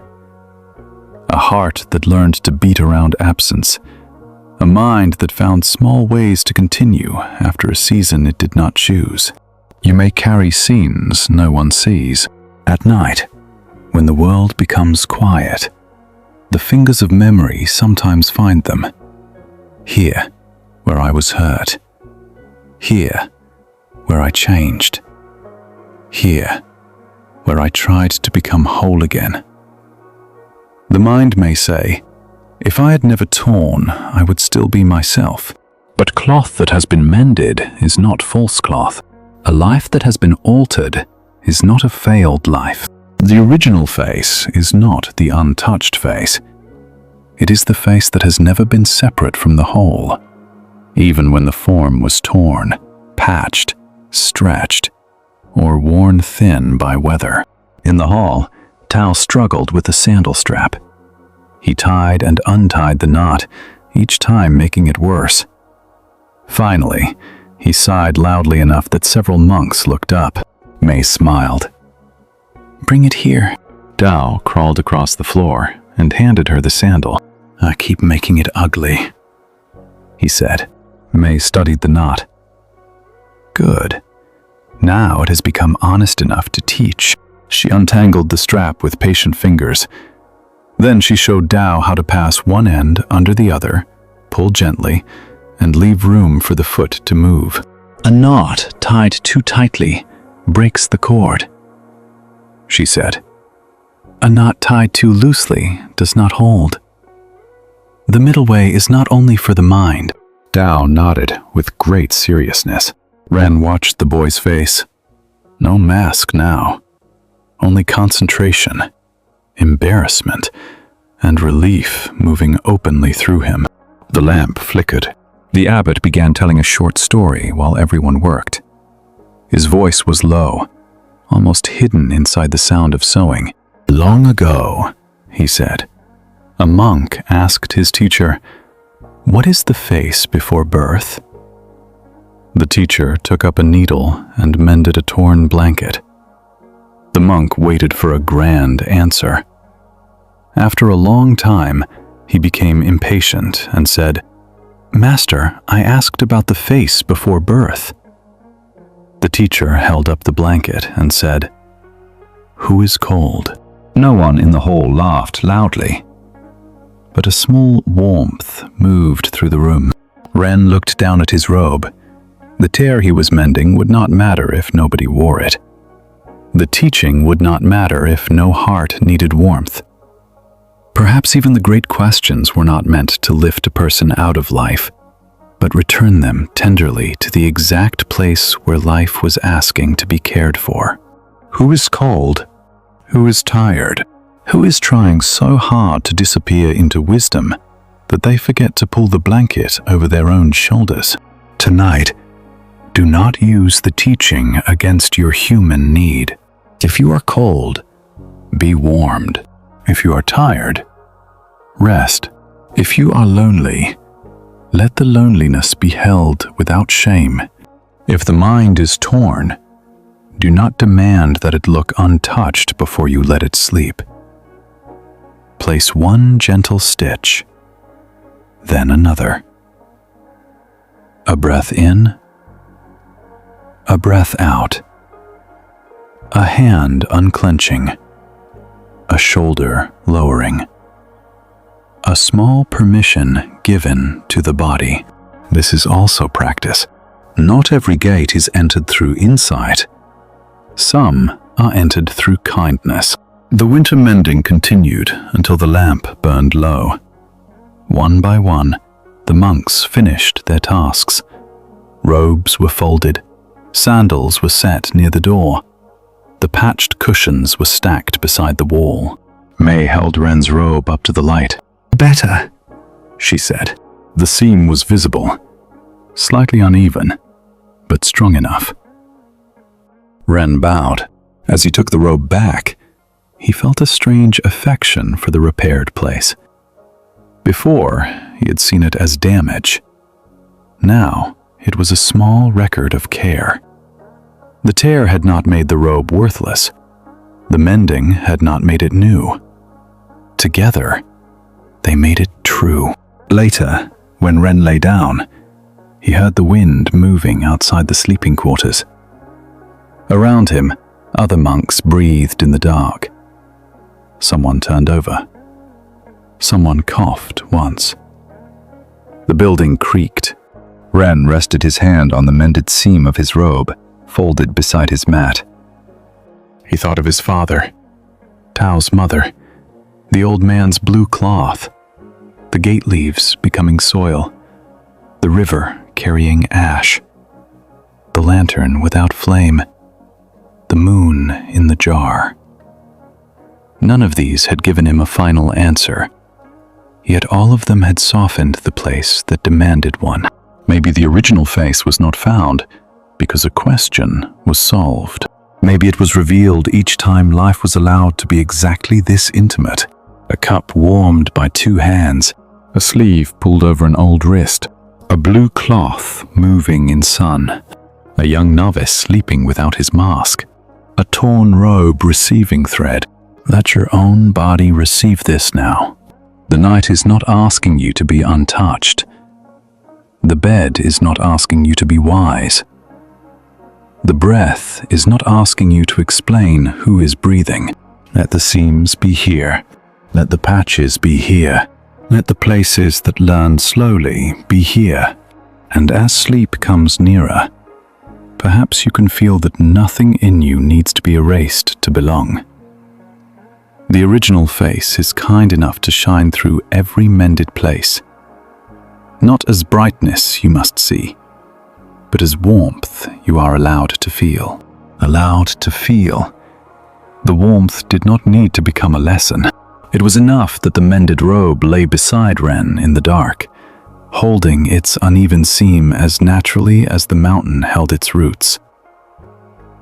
For a long while, he listened to the sleeping room. Breath rose and fell around him. The wind moved under the eaves. Somewhere, a loose shutter tapped once, then grew still. He did not sleep immediately, but he was no longer fighting the not sleeping.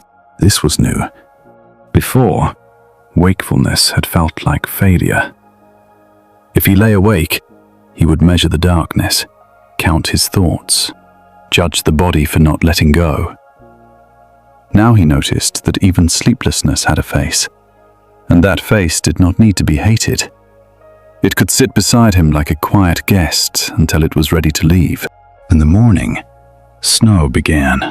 Not a storm, just a soft falling, almost shy, as if the sky were testing the earth with small white questions. The roofs whitened first, then the stone lanterns, then the bare arms of the plum tree. By breakfast, the whole monastery had become less sharp. Sound changed in the snow. Footsteps became softer. Doors seemed to close with more care. Even the bell outside the meditation hall sounded rounder, as though wrapped in wool. After the meal, the abbot asked Ren to bring rice to a hermit who lived in a hut beyond the northern ridge. The old woman had practiced there for many years, coming down only when the weather allowed. The path would be slow in the snow, but still safe. Ren wrapped the rice in cloth, placed it in a covered basket, and began walking. The world had become white and gray. Bamboo bent under the weight of snow. Pine branches held little shelves of silence. The path was familiar, but the snow had hidden its usual lines. Stones, roots, and old footprints were covered. Ren had to walk by memory and attention together. After an hour, he reached the ridge. The hermit's hut stood under a leaning pine. Smoke rose thinly from a clay chimney. Beside the door, a wooden ladle hung from a peg. No footprints marked the entrance, except those of a small animal. Ren knocked. A voice inside said, "If you are the snow, come in. If you are a monk, come in more quietly." Ren smiled and entered. The hermit sat near the hearth, wrapped in a patched gray blanket. Her hair was white and loosely tied. Her face was deeply lined, but there was nothing fragile in her eyes. They were bright, like frozen water under morning light. Ren bowed and offered the rice. The hermit received it with both hands. "The monastery still remembers an old woman," she said. "The abbot remembers." Ren replied. The hermit laughed. "Then bow to his memory when you return." She poured hot water into 2 cups and handed one to Ren. They sat without speaking for a while. The hut was small and plain. A sleeping mat, a shelf of bowls, a bundle of firewood, a narrow window where snow passed slowly across the view. At last, the hermit asked, "What are you studying these days?" Ren hesitated. "The original face." "Ah," she said. "A dangerous mirror." Ren lowered his cup. "Dangerous only when a student turns it into a possession. My original face, my awakening, my pure awareness, my true self. Very soon, the original face has become another painted mask, only more difficult to notice because it uses sacred words." Ren listened carefully. The hermit leaned toward the fire and moved one stick with iron tongs. Sparks rose and disappeared.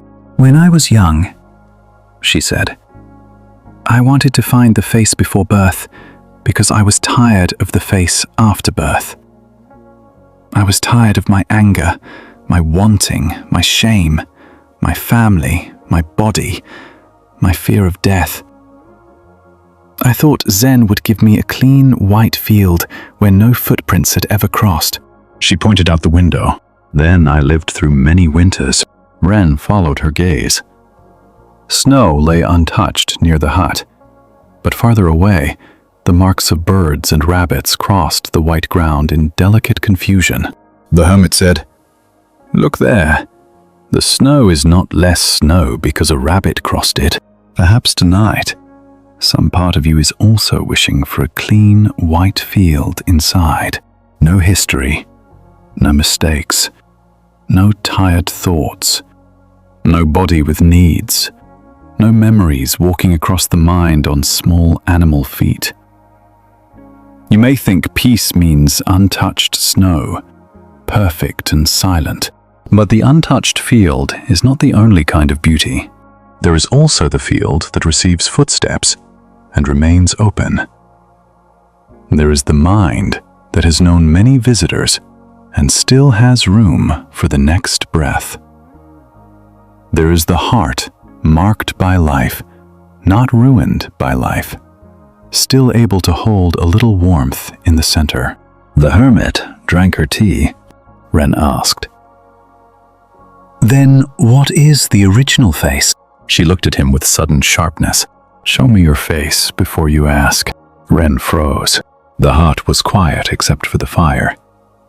He did not know what to do. If he smiled, that was a face. If he looked serious, that was a face. If he tried to become empty, that too was a face.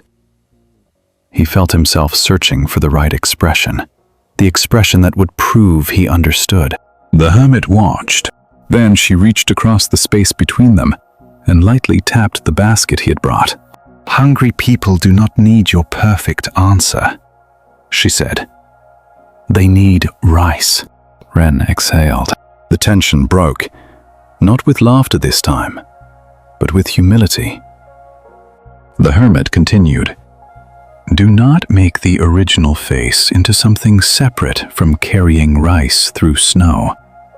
Before birth, after birth, while hungry, while tired, while confused, while kind, while failing to be kind. Where will you divide it? Ren looked at his hands. They were red from cold, a little cracked at the knuckles. Not symbolic hands, just hands that had carried rice. The hermit said, When you return, walk carefully.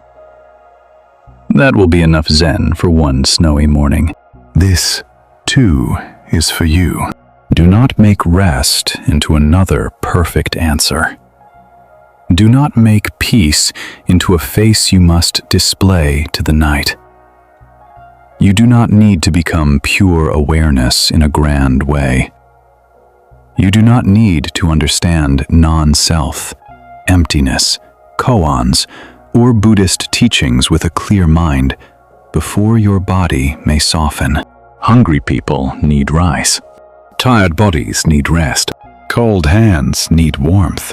Heavy hearts need gentleness. Let the teaching become simple enough to help you. Feel the blanket as blanket. Feel the pillow as pillow. Feel the breath not as a spiritual achievement, but as the body continuing to care for you in the dark. Ren bowed to the hermit before leaving. Outside, the snow was still falling. His old footprints were already partly covered, not erased by violence, but softened by the sky. He began the walk back. Each step entered white silence. Each step disappeared behind him. The path did not ask him to preserve his progress. The mountain did not ask him to explain where he had been. Snow received every mark and slowly loosened its importance. Tonight, let the snow fall in the mind. Let it soften the hard edges of the day. Let it cover the sharp stones of self-judgment. Not so they are denied, but so they do not cut you while you rest. Let every footprint become less urgent. You have carried rice through your own weather. You have done enough walking for now. The hut is warm enough. The fire is low enough. And the face before all faces is not far away in some untouched place. It is here where the body is tired. Here where the breath is quiet. Here where the snow keeps falling without asking who deserves silence. Silence did not ask who deserved it. And because of this, the silence seemed to enter everything. Ren walked back through the snow with the empty basket against his side. The path was slower now. His footprints from the journey out had softened at the edges, and in some places they had disappeared completely. He had to feel the ground through his sandals, trusting the body to know small shifts before the mind could name them. At one bend in the path, he stopped. Below him, the valley was hidden by cloud. The village, the river, the lower road, the fields, all of it had vanished into white mist. Only a few dark pines rose nearby, close enough to be known.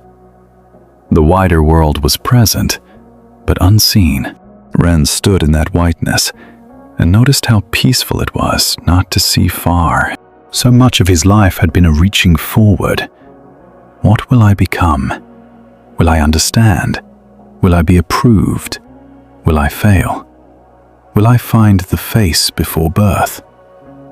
Even his practice had often been a way of leaning into a future moment when he would finally arrive.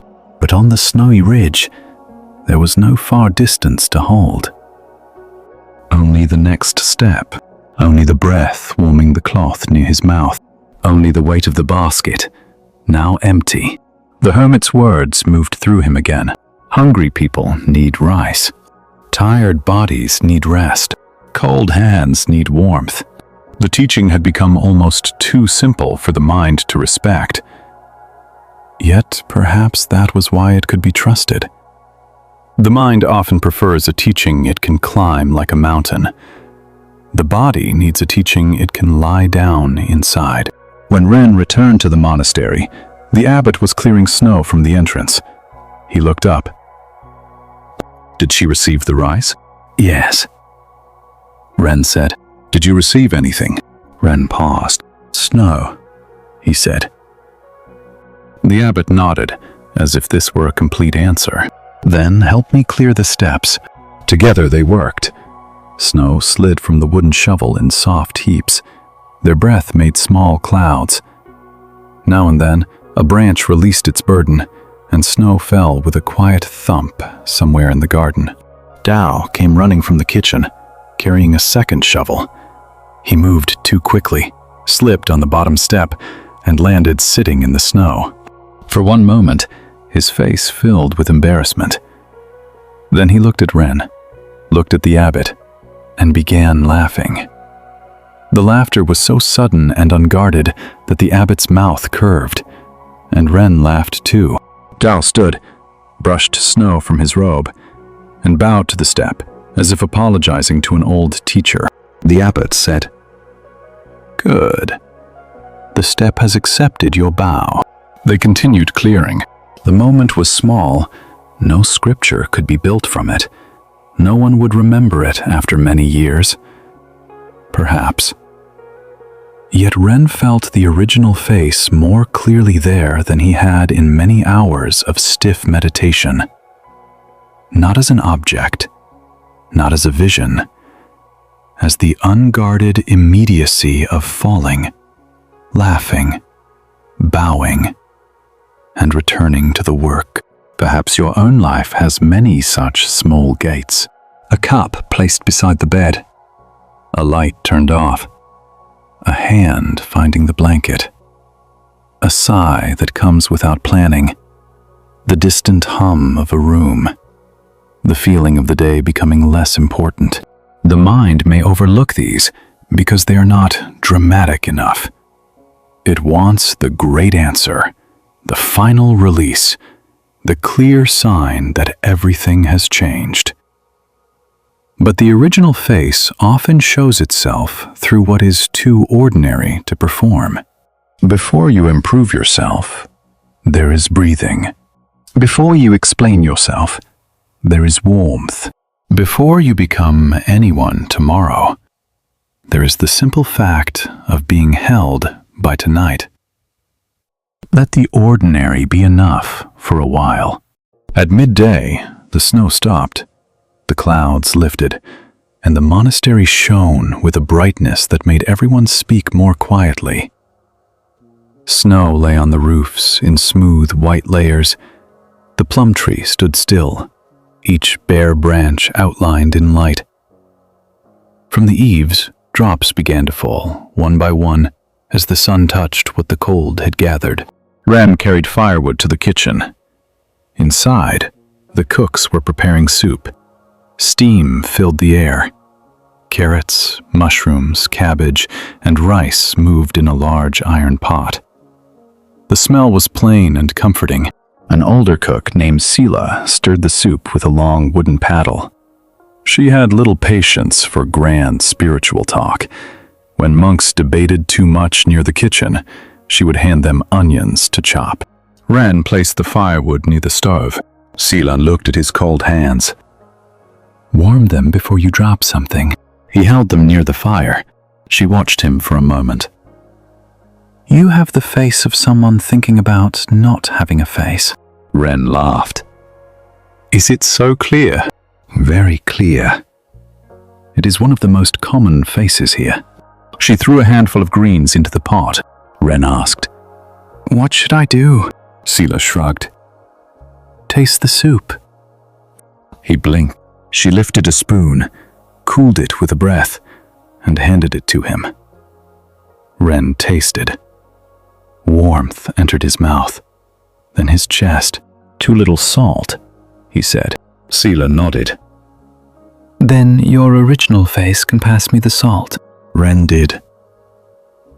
She added salt, stirred, tasted, and nodded again. "There," she said. "Enlightenment for lunch." Ren smiled, but he understood the kindness under her humor. She was not mocking practice. She was protecting it from floating away. A teaching that cannot taste soup may become a cloud too high to rain. Tonight, let your awareness come close enough to taste life. Not thinking about the body from far above, but feeling it from within. The heaviness of the legs, the softness around the eyes, the small movement of the chest, the temperature of the air near the skin, the quiet after a sound fades. This is not less spiritual than a koan. This is where the koan lands. What was your original face before your parents were born? Here is one humble doorway. Before the answer, feel the breath. Before the concept, feel the body. Before the self-image, feel the warmth.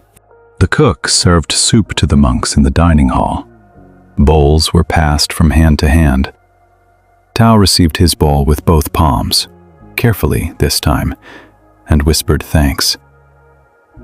The abbot sat near the doorway where the snowlight touched his robe. May ate slowly. The old teacher closed his eyes before taking the first spoonful, not in ceremony exactly, but in full arrival. Ren lifted his bowl. Steam rose and touched his face. For a moment, he did not ask who he was. He did not ask whether the one receiving warmth was old or young, wise or foolish, empty or full. There was only soup, hand, breath, steam, mouth, warmth, swallowing, nothing missing, nothing extra. The face before all faces was not somewhere else.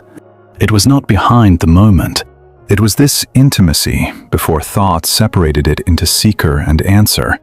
Let the warmth of this image settle over you now. A quiet hall after snow. A bowl held in two hands, steam touching the living face. No one needing to be impressive. No one needing to disappear. Only this ordinary life. Simple enough to be missed. Generous enough to keep offering itself, even after a long day of searching. Even after a long day of searching, the ordinary life kept offering itself. That evening, after the snow-bright lunch and the quiet work that followed, Ren was sent to the archive room beneath the old hall. It was a low room with thick wooden beams and a smell of paper, cedar, dust, and time. Scrolls rested in long boxes. Old records were stacked on shelves. A few lamps were kept there, but the room never became fully bright. Light entered it reluctantly, as if even light knew to lower its voice around so many words. The abbot had asked Ren to find a damaged teaching scroll that needed repair. May would mend the torn edge if he could locate it. Dao came with him, carrying a small lamp. The archive keeper was an old monk named Joran, whose back had bent from many years of reading close to low tables. He knew where everything was, though nothing seemed arranged in a way anyone else could understand.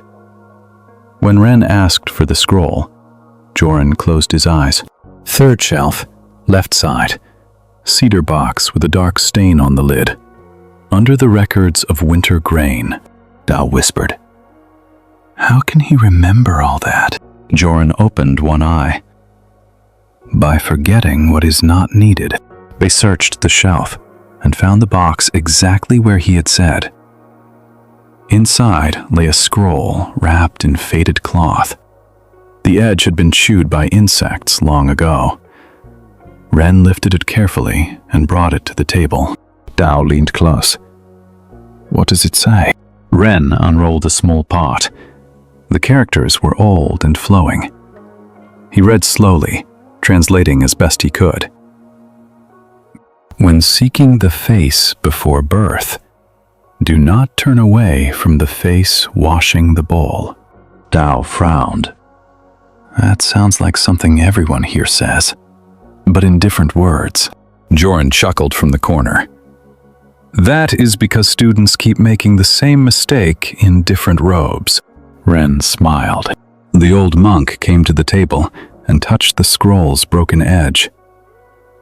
Many people come to old words hoping age will make the truth larger. But a teaching is not powerful because the paper is old. It is powerful when it returns your attention to what is alive. He pointed to Tao's hand, which was resting too close to the lamp flame. For example, move your sleeve. Tao quickly pulled his sleeve away. Joran nodded. Good. A useful teaching. Ren laughed softly. But then he looked again at the scroll. The line had entered him. Do not turn away from the face washing the bowl. He remembered the stone basin, the tea room, the river, the soup, the patched robe, the snowy path. Again and again, he had looked for something beyond this life. And again, this life had answered by becoming more intimate. Perhaps the face before birth was not rejection of the face after birth. Perhaps it was not reached by escaping the bowl, the sleeve, the footstep, the cold hand, the ordinary task. Perhaps it was precisely what shone when the ordinary was not divided from the sacred. Tonight, this can become very simple. You do not have to search behind your life to find a deeper life. You do not have to push away the room you are in, the body you have, the breath that is already moving, in order to reach some hidden spiritual place. The face washing the bowl is not separate from the original face. The face lying in bed is not separate. The tired face is not separate. The listening face, the drifting face, the face that cannot understand all of this and does not need to, is not separate. Let the mind stop climbing for a moment. Let awareness descend into the hands, the throat, the chest, the belly, the legs. Let it be close enough to feel the weight of the body. Close enough to notice the small places still holding the day. Close enough to bless the ordinary without making it special. In the archive room, Ren carried the scroll to May. She had set up a low work table near the window, where the last light of evening could still be used. Her tools were arranged carefully: paste, thin paper, a flat brush, a small knife, smooth stones for holding corners. She unrolled the damaged section and studied it. This can be repaired, she said, but not made young. Joran, who had followed them slowly, said, None of us can. May smiled without looking up. Dao sat beside the wall and watched. Ren watched too. There was a deep patience in the way May worked. She did not rush to cover the tear. First, she cleaned the edge.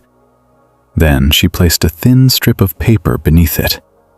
Then she brushed paste lightly, pressed, lifted, adjusted, waited. Waiting was part of the repair, Dao whispered. It takes so long, May said. Only if you think the purpose is finishing. What else is the purpose? Dao asked. To meet the torn thing without hurry.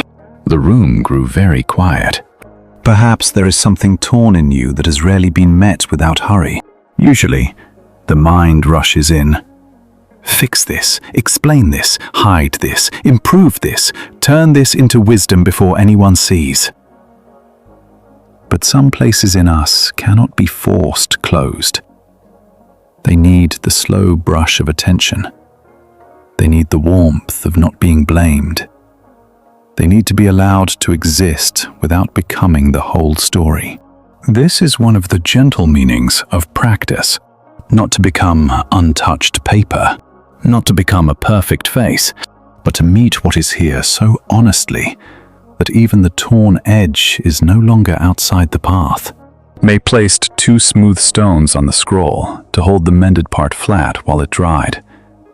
Then she leaned back and closed her eyes. "Now we do nothing," she said. Dao looked surprised. "Nothing?" "Nothing useful from the outside." May said, "Drying has its own work." Ren looked at the scroll resting beneath the stones. The repair was happening, but it could not be rushed by more effort. In fact, more effort would damage it. He felt how true this was in the body. Some healing is like drying paste beneath a stone. Quiet, hidden, not helped by checking it every moment, not helped by asking, "Are you finished now? Are you finished now? Are you finished now?" Tonight, let some part of you dry in peace. Let the inner repair continue without your supervision. You do not have to watch every wound. You do not have to measure every change. You do not have to decide whether you are better than yesterday or still the same. The night can hold the stones. The breath can hold the paper. Time can do its slow work without being commanded. Ren helped May cover the scroll with a clean cloth. Joran closed the archive boxes. Tao carried the lamp. Together, they left the room and stepped into the dark corridor. At the doorway, Joran turned back and bowed to the shelves. Tao asked, "Why bow to old paper?" Joran said, "I am not bowing to paper. I am bowing to all the hands that carried the words here and then disappeared." The lamp flame moved gently. Ren thought of all the faces that had read the scroll before him. Young faces, old faces, proud faces, grieving faces, sleepy faces, faces long returned to earth. None remained. Yet something had been carried, not as ownership, but as care. And now, for one evening, it had passed through his hands. Let the teachings pass through your hands too. Do not clutch them. Do not turn them into another identity. Let them warm you, guide you, soften you, and move on into sleep. The old words, the quiet room, the mended edge, the lamp in Tao's hand, all of it begins to fade now into the deeper dark, and you may fade with it, not vanishing, not failing, only becoming less separate from the silence that has been holding you from the beginning. Held from the beginning, the silence did not feel empty to Ren anymore. It felt inhabited, not by ghosts, not by hidden beings, not by anything the mind could turn into a picture, but by all that had passed through and left tenderness behind. The old scrolls, the vanished hands, the bowls washed by monks whose names had returned to dust, the sandals worn thin on mountain paths, the winter robes mended by patient fingers, the voices that had asked the same questions and fallen quiet. For the first time, Ren began to feel that he was not practicing alone, even when he sat in darkness, even when no one spoke, even when the question of the original face seemed too subtle to hold. He was carried by a river of care older than his own understanding. The next morning, the snow had melted from the main path, but it remained in the shadows. Water dripped steadily from the eaves. The whole monastery sounded like 1,000 small clocks, each one measuring not time, but release. Ren was assigned to clean the bell tower. It stood slightly apart from the main hall, a square wooden structure with open sides and a wide roof curved like a resting wing. Inside hung the great bronze bell. Its surface had darkened with age, and near the rim, many hands had touched it over many years, leaving a faint brightness where skin and devotion had met metal. Tao came with him, carrying cloths and a bucket. The bell tower was cold. Dust had gathered in the corners, and old spider webs trembled above the beams. Ren began wiping the wooden railing, while Tao polished the striker, a long suspended log wrapped at one end with worn cloth. Tao looked at the bell. "Brother Ren, does the bell have an original face?" Ren almost laughed, but the question was not foolish. He placed his hand lightly on the bronze. The bell was silent, but the silence did not feel absent. It felt like sound before sound. "Perhaps," Ren said, "the bell's face is not only what we see." Tao touched the bell too. "It is called. That is one face. When it rings, another face. When no one rings it." Ren paused. "Still bell." Tao smiled. "That sounds like master." Ren nodded. "Then forgive me." They cleaned in companionable quiet. A bird landed on the roof and shook water from its wings. Below, in the courtyard, May walked slowly with a basket of folded cloth. The old teacher crossed from the garden to the hall, leaving dark footprints on the wet stones. After some time, the abbot climbed the steps to the tower. He carried no broom, no scroll, no cup. He simply stood beside the bell and looked out toward the valley. "It will be rung at sunset," he said. Ren bowed. The abbot placed his palm on the bronze.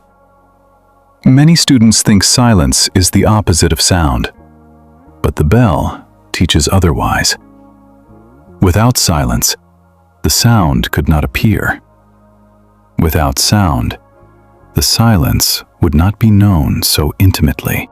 Tao listened with wide eyes. The abbot said, "When the bell rings, do not say the silence has been broken. Say the silence has taken the shape of sound." Ren felt those words settle in him. The silence has taken the shape of sound. Perhaps this is another doorway for you tonight. You may think peace means there should be no thoughts, no feelings, no memories, no sounds from the world, no movement in the mind. You may wait for complete inner silence, and when a thought appears, you may say, "My peace is broken." But what if the thought is not outside the silence? What if the feeling is not an enemy of stillness? What if the sound of a car, a distant voice, a floor settling, a breath changing, is not a disturbance, but silence taking a temporary shape? The original face is not ruined by expression. Awareness is not damaged by thought. The night is not harmed by one small sound inside it. Let this soften the way you listen. If a thought comes, hear it like a bell fading. If a memory comes, hear it like a bell fading. If a worry comes, do not chase it through the hills. Let it ring once inside the wide valley of attention. Then let the valley receive it. At sunset, the monks gathered in the courtyard. The sky had cleared. The last light lay low on the western ridge. Snowmelt ran in thin lines between the stones. Everyone stood facing the bell tower, robes still, hands folded. Ren and Tao remained inside the tower with the abbot. The abbot nodded. Ren took the suspended striker and drew it back. The log was heavier than he expected. He released it gently. It met the bell. A deep sound opened. It did not begin all at once. First there was contact, then a low bloom of bronze. Then the sound widened, entered the wood, the courtyard, the bodies of the monks, The wet stones, the bare branches, the empty rooms. It seemed to move through Ren's chest and continue beyond him, as if the bell had found a hollow place there and awakened it. No one spoke. The sound faded slowly, but even when Ren could no longer hear it, he felt it continuing, somewhere quieter than hearing. The abbot whispered, "Where did the sound go?" Ren closed his eyes. He could have answered, "Into silence," but that felt too simple. He could have answered, "Nowhere," but that felt too clever. He could have said, "It remains in awareness," but that felt like borrowed language. So he stood with the question. The sound had been real. Its fading was real. The silence after it was not empty of it. And yet the sound could not be found as a thing, Tao whispered. "It went home." The abbot smiled. Ren looked at the boy. Perhaps Tao had answered better than either of them. The bell was rung again. Another wave of bronze moved through the evening. This time, Ren did not follow the sound outward. He let it pass through. He felt his body as part of the listening. His bones, his breath, his skin, his tiredness, his old grief, his unanswered koan. All of it listened. Nothing stood apart to own the moment. Tonight, let yourself listen in this way, not with effort, not trying to catch each sound. Let the whole body become a quiet bell tower. Let the ears rest open. Let the mind rest open. Let the heart rest open. Even if it is only a little. A sound appears. It goes home. A breath appears. It goes home. A thought appears. It goes home. You do not have to follow everything that leaves. You do not have to call it back. The bell does not chase its own sound across the valley. It allows the ringing, and it allows the fading. So may you allow the breath, allow the fading, allow the soft return to silence. And if sleep comes, let it come like the last vibration of bronze, not forced, not captured, only dissolving into the wide quiet from which it was never truly separate. Dissolving into the wide quiet. The bell did not vanish as something defeated. It completed its journey. Long after the sunset ringing, Ren remained near the tower. The others had returned to the hall for evening chanting, but the abbot had given him permission to stay behind and close the wooden shutters after the last light disappeared. The courtyard was blue now. Not dark, not bright, but held between worlds. Snowmelt still moved in narrow threads along the stones. The bell hung above him, enormous and still, carrying no visible sign of the sound that had passed through it.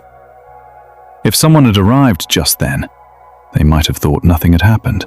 But Ren knew better. The air had been changed by listening, or perhaps he had been changed by it. He placed one hand on the bell. The bronze was colder than before. The warmth of sound had left no warmth that his palm could feel. Yet the memory of the vibration moved somewhere in his body, subtle and fading, like a dream one cannot describe, but does not want to lose. Where did the sound go? Tao had said. It went home. Ren closed his eyes and let that answer breathe inside him. Perhaps every face goes home. The child face, the proud face, the grieving face, the face that loves, the face that is afraid to love, the face that tries to appear calm, the face that finally grows too tired to pretend. Each one rings for a while in the valley of a life. Each one is real while it sounds. Then it fades back into something wider, not wasted, not kept, home. A A wind entered the tower and moved the loose edge of Ren's robe. He opened his eyes. In the distance, the chanting had begun. The monks' voices rose from the hall, low and even. He could not make out the words from where he stood. He heard only tone, breath. Human sound gathered into one stream. He thought of the many mouths chanting. Young mouths, old mouths, mouths that had spoken harshly in the past, mouths that had prayed, laughed, complained, eaten soup, called for mothers, whispered regrets. Now all of them shaped the same sound together. The original face was not opposed to these mouths. It was not somewhere above the chanting. It was present as the listening, the voicing, the fading, the shared breath. Tonight, you do not need to separate yourself from your human sound. You may have spoken words today you wish had been softer. You may have stayed silent when something in you wanted to speak. You may have repeated old sentences inside yourself until they felt like truth. You may have carried another person's words as if they were stones in your robe. Let sound go home. Let the words of the day lose their hard edges. Let the sentence you keep replaying become only a bell, fading into distance. You do not have to answer it now. You do not have to correct every echo before sleep. Ren closed the shutters of the bell tower one by one. Each wooden panel moved on old hinges. The view of the courtyard became narrower, then narrower, until only a thin line of blue remained. Then even that was gone. Inside the tower, the darkness felt close. He stood still. Without the open sides, the bell seemed larger. Its shape could barely be seen, but its presence filled the space. Ren could hear his own breathing more clearly. He could hear the small settling sounds of old wood. For a moment, fear touched him. Not a large fear, just the small animal fear of being enclosed in darkness with something vast and silent. He almost opened the shutter again. Then he remembered the lantern going out on the mountain path. He remembered the hermit's snow. He remembered the old father saying that a coat was only worn for a while. He remembered May saying that a tear need not be erased from the cloth. He let the fear be there. The dark did not grow brighter. The bell did not speak. But his resistance softened around the fear. And the fear, once allowed, became less like an enemy and more like another visitor standing at the gate. This is often how the night teaches, not by removing everything difficult, but by showing that difficulty can be held inside a wider quiet. The room may be dark, and still you are here. The mind may be uncertain, and still breath comes. The heart may carry a question, and still the body is allowed to rest. You do not need to open every shutter. Some darkness is safe enough to enter slowly. Some silence is not abandonment. It is shelter. Ren bowed to the bell, though he could barely see it. Then he felt his way to the stairs and descended carefully. One step, then another. Outside, the cold air touched his face. The chanting had ended. Lamps glowed behind paper windows. The monastery seemed to float in the winter night, held by darkness, warmed from within. At the foot of the tower, the old teacher was waiting. Ren bowed. "Master." "I closed the shutters." The teacher nodded. "And who closed them?" Ren smiled slightly. This question again. The teacher's face was unreadable in the dim light. Ren looked down at his hands. If he said, "I did," it felt too simple. If he said, "No one did," it felt false. If he said conditions closed them through this body, it felt like borrowed philosophy dressed in a robe. So he said, "Cold hands closed wooden shutters." The old teacher laughed. It was the first full laugh Ren had heard from him. Not loud, but clear, like a small stream breaking through ice. "Good," the teacher said. "Let the cold hands sleep." He turned and walked toward the hall. Ren stood there, smiling into the dark. Cold hands closed wooden shutters. Nothing grand, nothing to protect. No special self, no spiritual mask, no final doctrine. Just the honesty of what had happened. Hands, wood, cold, closing, night. Perhaps this is enough for you, too. You do not need to decide whether you are the body, the mind, awareness, a self, no self, a story, a silence, a river, a bell, a gate, or a face before birth. Tonight, cold hands may simply become warm under the blanket. Tired eyes may simply close. A busy mind may simply fade in its own uneven way.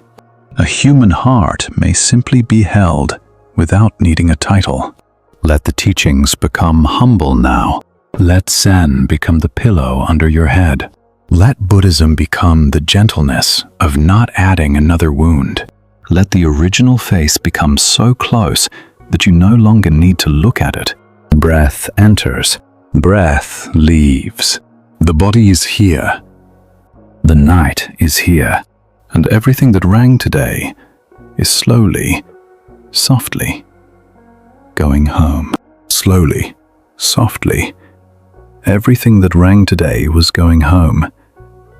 Ren slept deeply that night.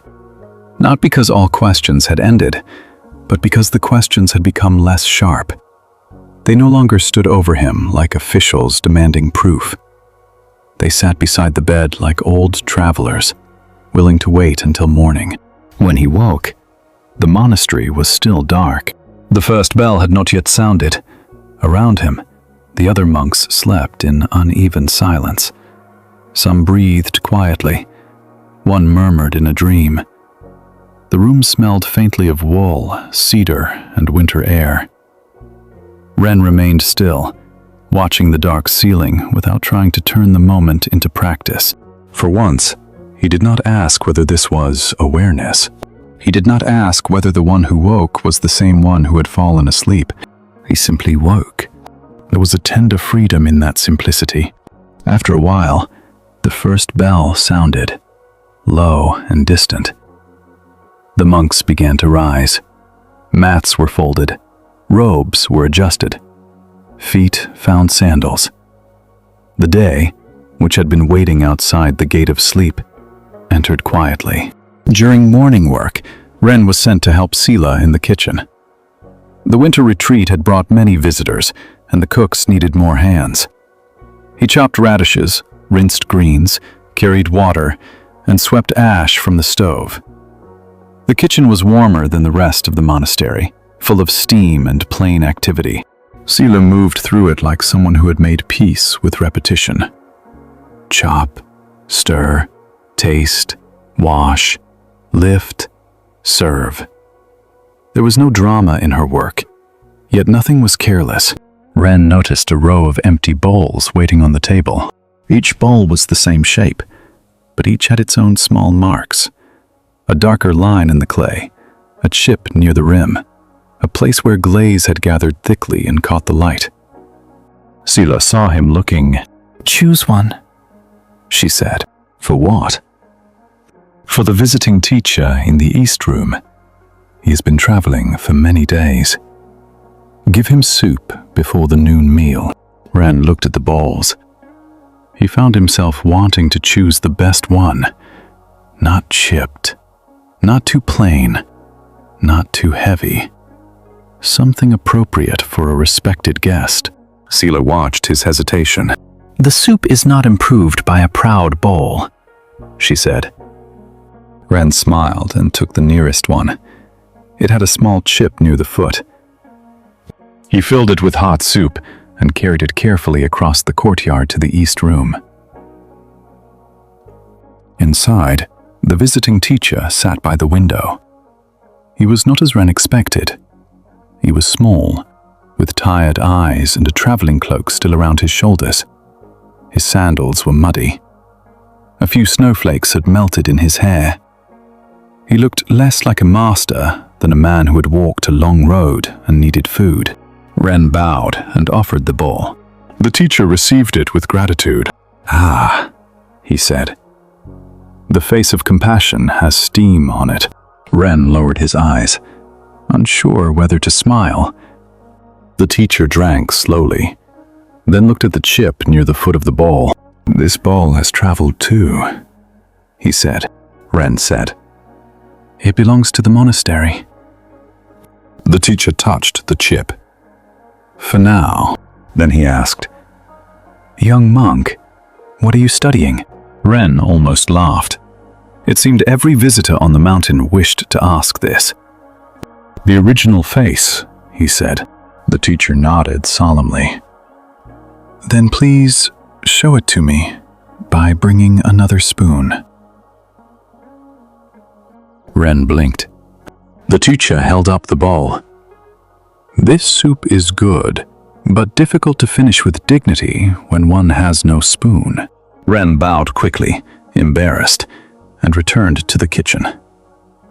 Sila took one look at his empty hand and said, "Forgot the spoon?" Ren nodded. She handed him one without comment. As he walked back across the courtyard, Ren felt the warmth of embarrassment in his cheeks. A familiar mask began to form. The mask of the serious student who should not make simple mistakes. Then another mask, more subtle, appeared behind it. The mask of the student who observes embarrassment wisely and therefore rises above it. He saw both, and for a moment, he almost laughed aloud. The original face had been asked for, and he had forgotten the spoon. When he returned, the visiting teacher accepted the spoon as if receiving a sacred object. "Now," he said, "the teaching is complete." Ren smiled. The teacher ate. After a few spoonfuls, he said, "Many students want to show their original face in silence, emptiness, or great calm. But when someone is hungry, a spoon is clearer." Ren sat near the door. The teacher continued, "Do not despise ordinary attention. It is easy to speak of no self and still forget the person in front of you. It is easy to speak of compassion and bring soup without a spoon.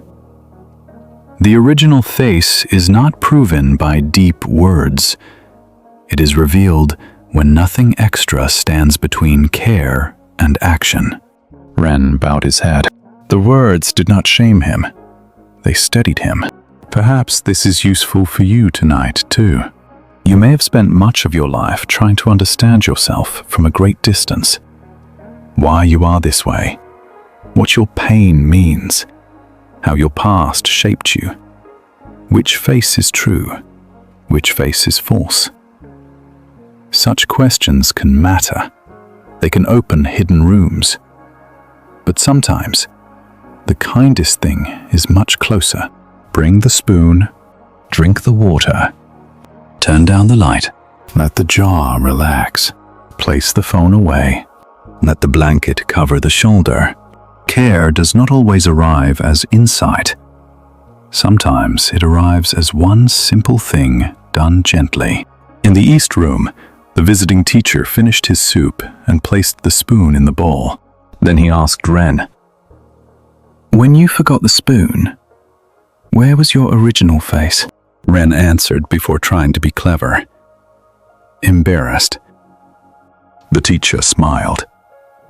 "And when you brought it?" "Walking." "And now?" "Listening."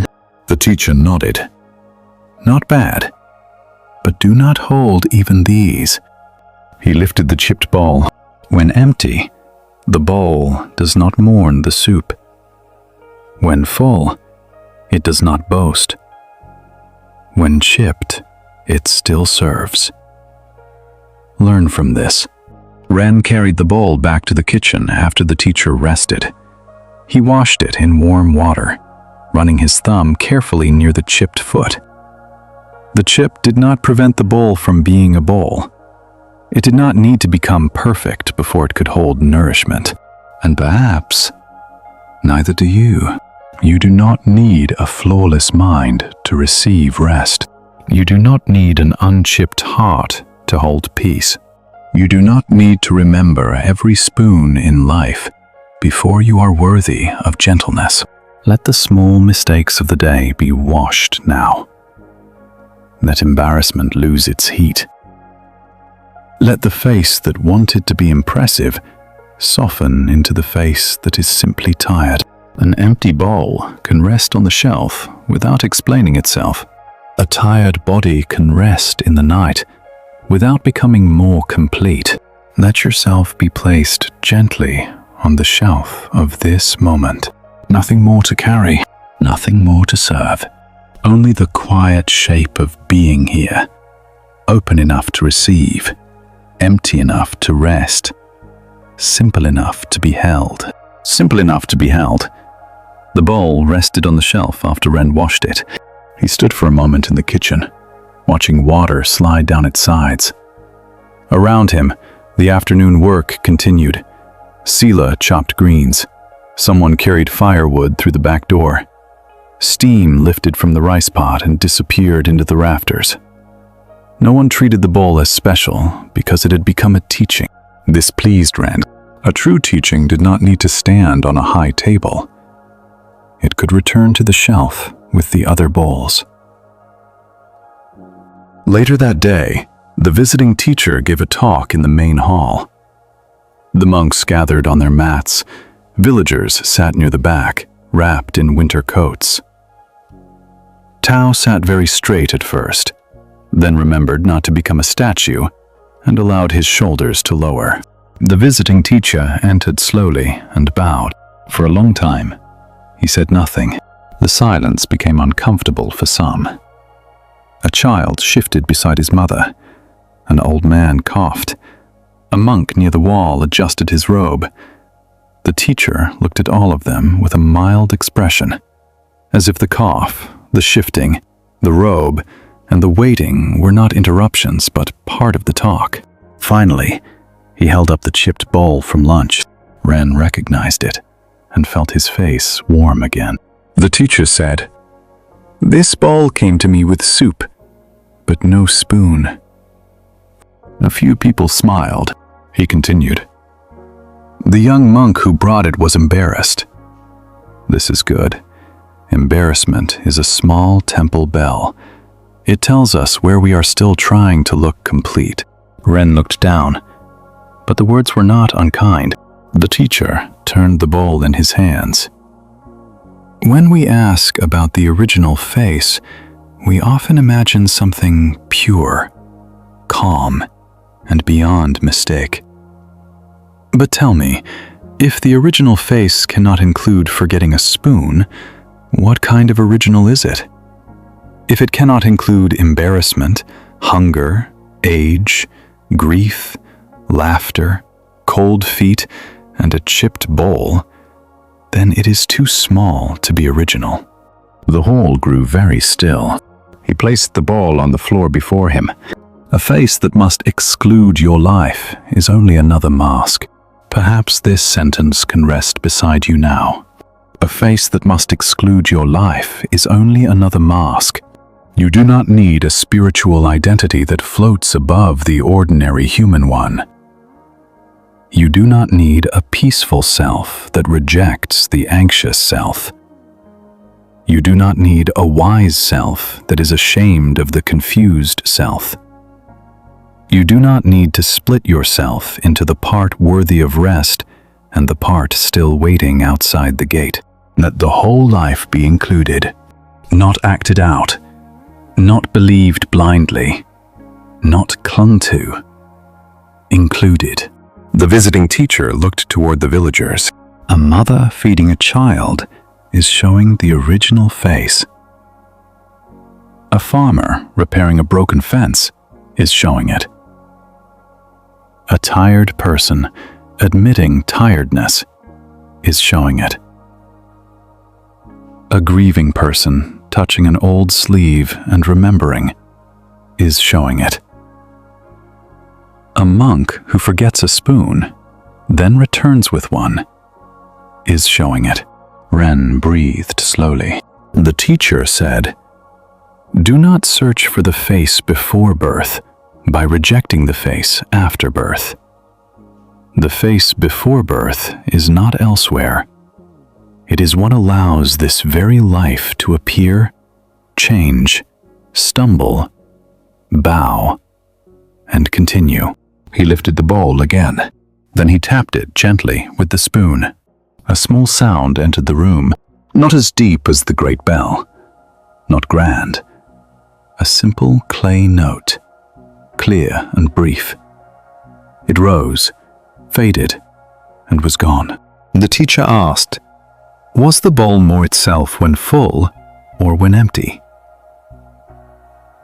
No one answered.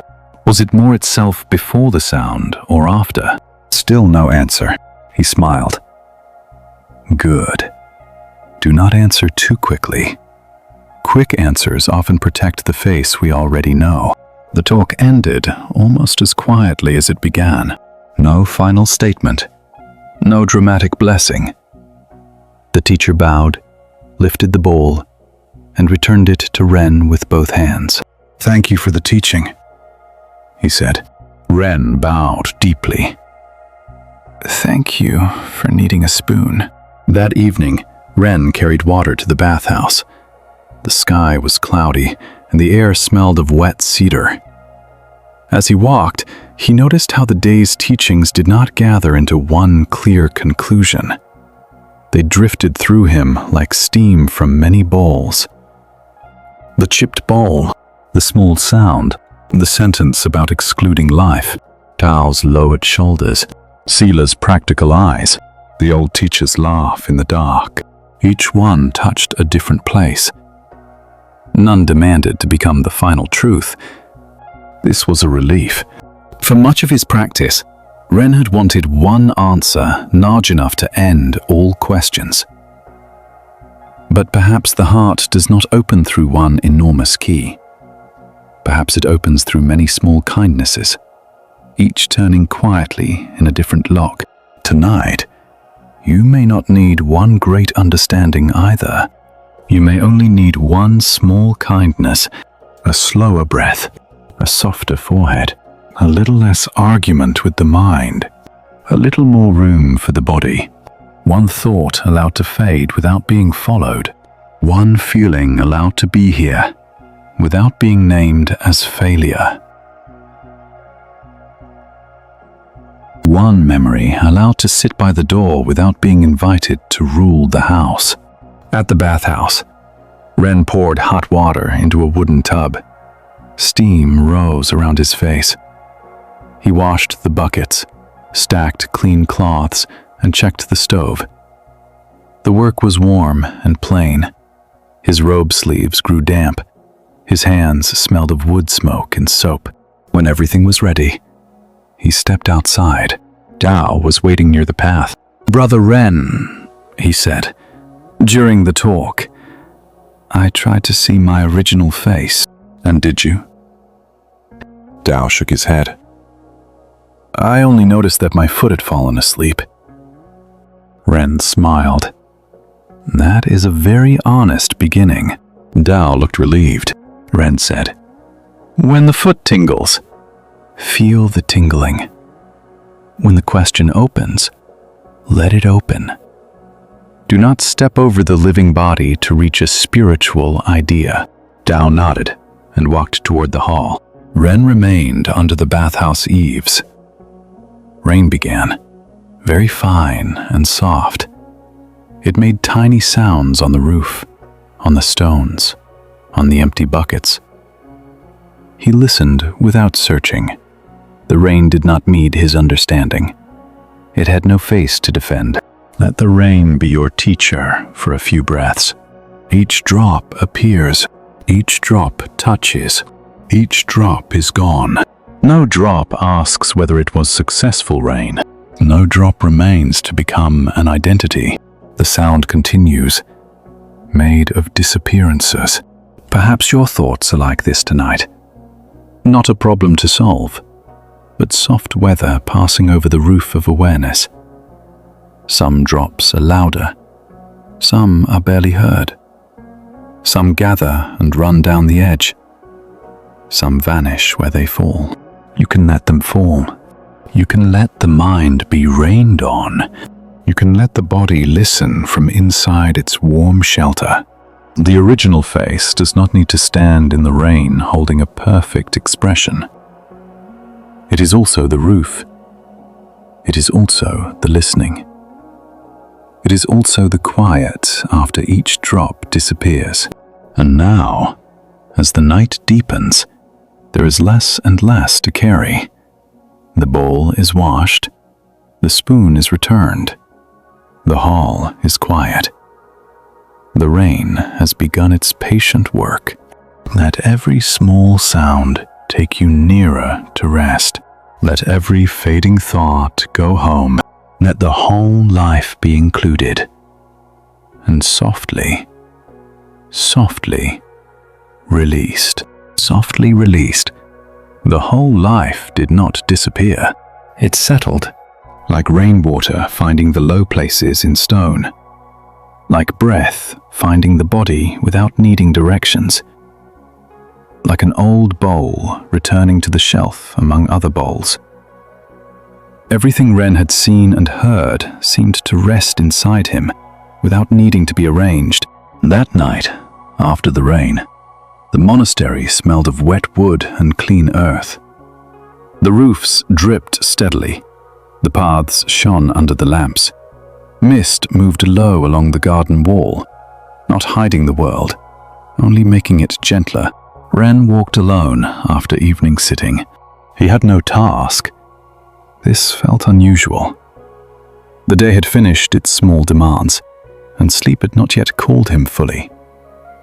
He walked past the kitchen, past the bathhouse, past the bell tower, and came to the old lotus pond behind the library. In winter, the pond did not look beautiful in the usual way. The lotus leaves had withered, their stems bent over the dark water. Some seed pods stood like little cups on thin stalks, holding rain. The surface reflected the lamps in broken lines. Mud showed at the edges. Ren sat on a flat stone. In summer, the pond would be praised. Visitors would pause there. They would speak of blossoms, fragrance, and purity rising from mud. But now there were no blossoms, only dark water, old stems, and the smell of wet leaves. Yet the pond did not seem ashamed. A frog moved somewhere near the bank. A small sound, then stillness. The old teacher came along the path, as if he had been walking there long before Ren arrived. "You are looking at the lotus without its face," he said. Ren smiled. Without its summer face. The teacher sat beside him. For a while, neither spoke. The pond held the reflected lamps loosely. Each time a drop fell from a branch, the light broke and returned. The dead lotus stems leaned over their own reflections like old monks reading dark sutras. Ren said, "In summer, people call this pond pure." The teacher nodded. "What is it now?" Ren asked. The teacher looked at the mud, the water, the broken leaves, the waiting roots. "Necessary," he said. The word entered Ren more deeply than praise would have. Necessary. The mud was necessary. The withered leaves were necessary. The season without blossoms was necessary. Not because it was easy to admire, but because the life of the lotus was not separate from this dark, hidden, unfinished-looking time. Perhaps this is something the tired heart needs to hear. Your unseen seasons are not wasted. The days when nothing seems to bloom. The nights when the mind feels muddy. The times when old beauty falls back into the dark. The parts of your life that do not look graceful from the outside. The moments when you are only enduring, only waiting, only quietly continuing. These are not outside the path. A lotus does not rise from mud by rejecting mud. It rises because mud, water, root, darkness, and light belong to one movement. The original face is not only the blossom, it is also the root in black water. It is also the stem after flowering. It is also the pond in winter, when no one stops to praise it. Ren watched the dark surface. The teacher asked, "Do you still want to see your original face?" Ren considered. The wanting was still there, but it had changed. It was no longer a hunger to possess something. It was more like a tenderness toward the mystery that had been walking with him from the beginning. "Yes," Ren said, "but not as before." The teacher nodded. "Good. A question that ripens becomes less aggressive." He picked up a fallen lotus stem from the edge of the pond. It was hollow inside. "See this," he said. "Hollow. And because it is hollow, water can move through it. Air can move through it. Life once moved through it." He handed it to Ren. Many people fear emptiness because they think it means uselessness. But the hollow flute gives music. The empty bowl receives food. The open hand can hold without trapping. The quiet mind can listen. Ren held the hollow stem carefully. The teacher said, "When you ask for your original face, do not search for something solid. Search less. Become available. Become available." The phrase moved through Ren like wind through bamboo. Not become special. Not become perfect. Not become empty in a cold way. Become available. Available to breathe. Available to grief without drowning. Available to joy without clinging. Available to the ordinary bowl, the forgotten spoon, the winter pond. The sleep that comes when the body is no longer being inspected by the mind. Tonight, let yourself become available to rest. Not by forcing rest to appear. Not by checking whether you are relaxed enough. Not by making the mind silent with hard hands. Simply become less occupied with guarding the face you show the world. Let the forehead be available to softness. Let the jaw be available to release. Let the chest be available to breathe. Let the belly be available to warmth. Let the hands be available to doing nothing. The pond waited. The teacher stood to leave, then paused. "Ren," he said, "when the lotus blooms, people point and say, 'How beautiful.' When the lotus withers, no one points. But the root does not live by applause." Then he walked back toward the hall. Ren remained alone with the pond. The root does not live by applause. He felt how much of his life had lived by being seen. Not always openly, sometimes very quietly, even secretly. The wish to be recognized as sincere. The wish to be thought wise. The wish for his teacher to approve. The wish for even his humility to be noticed. These were human wishes. He did not need to hate them. But he no longer needed to feed them all night. Under the dark water, the lotus roots rested without an audience. They did not need to explain their winter work. They did not need to prove that flowers would come. They simply remained connected to mud, water, season, and silence. Let this be your final work for now. Not blooming, not proving, only remaining connected to what quietly nourishes you. The breath, the bed, the night, the small kindness of not requiring yourself to shine. If no one praises your rest, rest still matters. If no one sees your healing, healing still matters. If no one understands the private ways you have survived, your survival is still held in the great dark water of life. The pond does not need to look beautiful tonight, and neither do you. Let the lamps blur on the surface. Let the withered stems lean. Let the mud be mud. Let the roots sleep below what can be seen. The original face is not waiting for a perfect season. It is here, in the winter pond, here in the unpraised root, here in the quiet body, becoming available at last to the deep, patient nourishment of sleep. Available at last to the deep, patient nourishment of sleep. Ren remained beside the winter pond until the lamps in the hall began to dim. The monastery was entering its final quiet. One by one, doors closed. Footsteps disappeared. The kitchen fire was covered with ash to keep a small heat through the night. The bell tower stood dark. The gate held the road without meeting travelers. The repaired scroll dried under its cloth. The blue handkerchief slept in the box of almost lost things. The chipped bowl rested among other bowls, neither proud nor ashamed. Nothing announced completion, yet everything felt complete enough. Ren rose from the stone beside the pond. His knees were cold. His hands had grown stiff inside his sleeves. He bowed to the dark water, not because the pond was holy in a special way, but because it had not tried to be anything other than itself. Winter pond, mud, root, lamp reflection, night. He walked slowly back toward the sleeping quarters.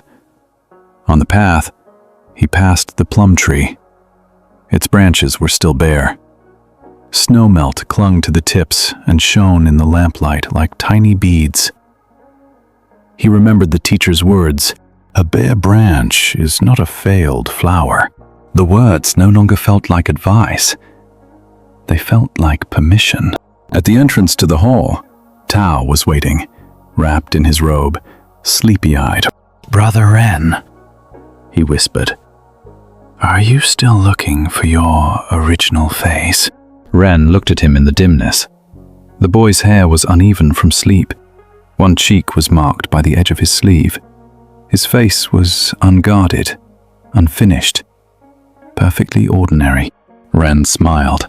"A little," he said. Tao nodded, as if this answer made sense. Then he asked, "Have you found it?" Ren looked toward the courtyard. The rain jar stood beneath the open sky. The moon was hidden tonight, but the jar was still full of dark water. He thought of every place he had searched. The mirror in the hut, the lantern gone out, the sandals at the gate, the old father and the warm tea, the blue cloth, the river washing altar cloths, the winter garden, the mended robe, the hermit's snow, the soup, the spoon, the bell, the rain, the pond. Had he found it?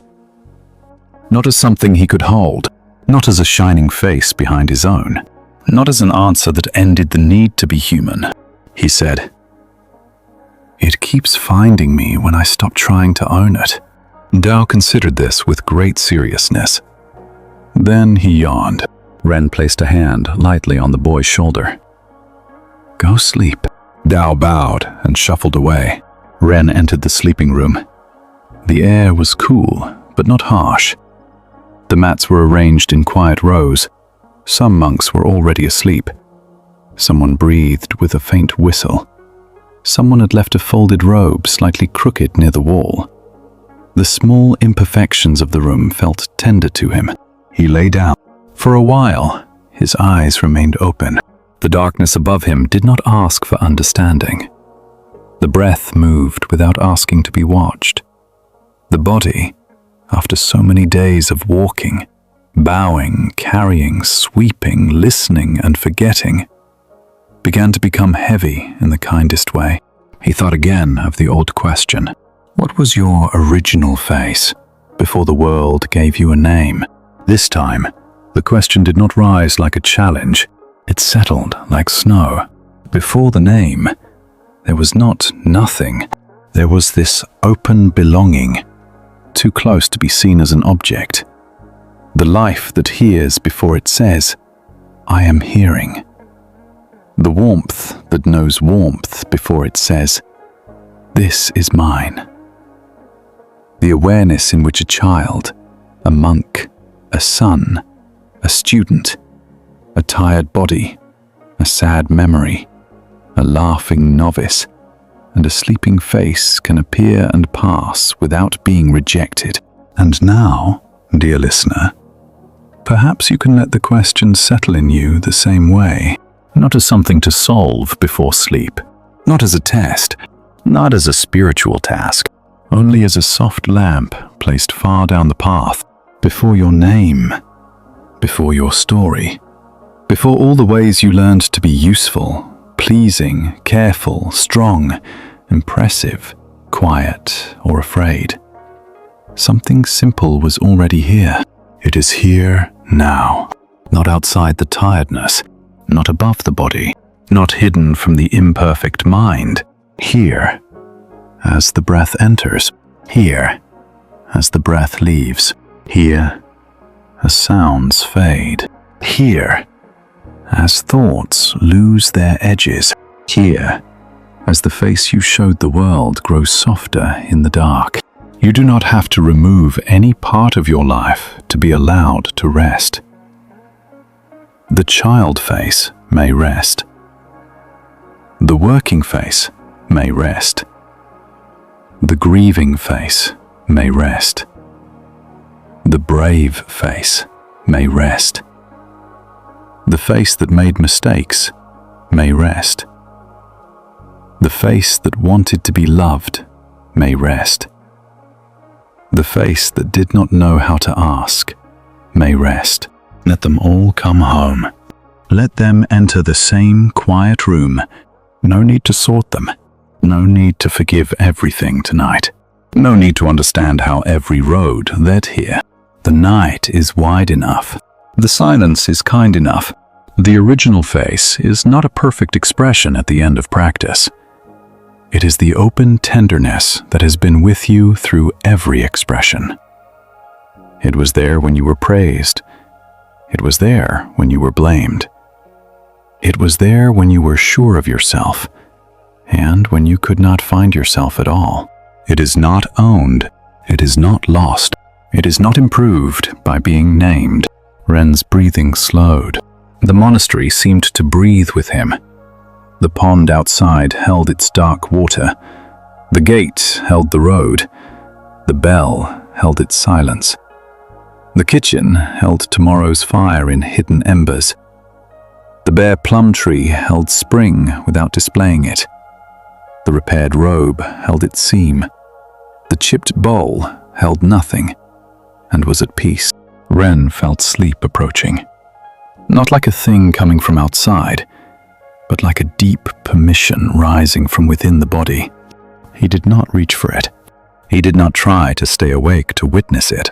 He let even the witness grow soft. And if you are still listening, you may do the same. Let the one who has been listening become less separate from the sound. Let the one who has been breathing become less separate from the breath. Let the one who has been searching become less separate from the dark, gentle space in which the search appeared. There is nothing more to become tonight, nothing more to prove, nothing more to carry through the gate. The bowl is empty. The bell is quiet. The river has gone on. The snow has softened the path. The masks are resting on the small altar. The old questions are sleeping beside the bed. And beneath every face you have worn, beneath every name, beneath every unfinished story, the original face is not far away. It is the quiet that remains when you stop turning toward yourself as a problem. It is the warmth of being allowed. It is the open room of awareness, dark and gentle, where even the need to find it can finally lie down. So rest now. Rest without becoming anyone. Rest without holding any answer.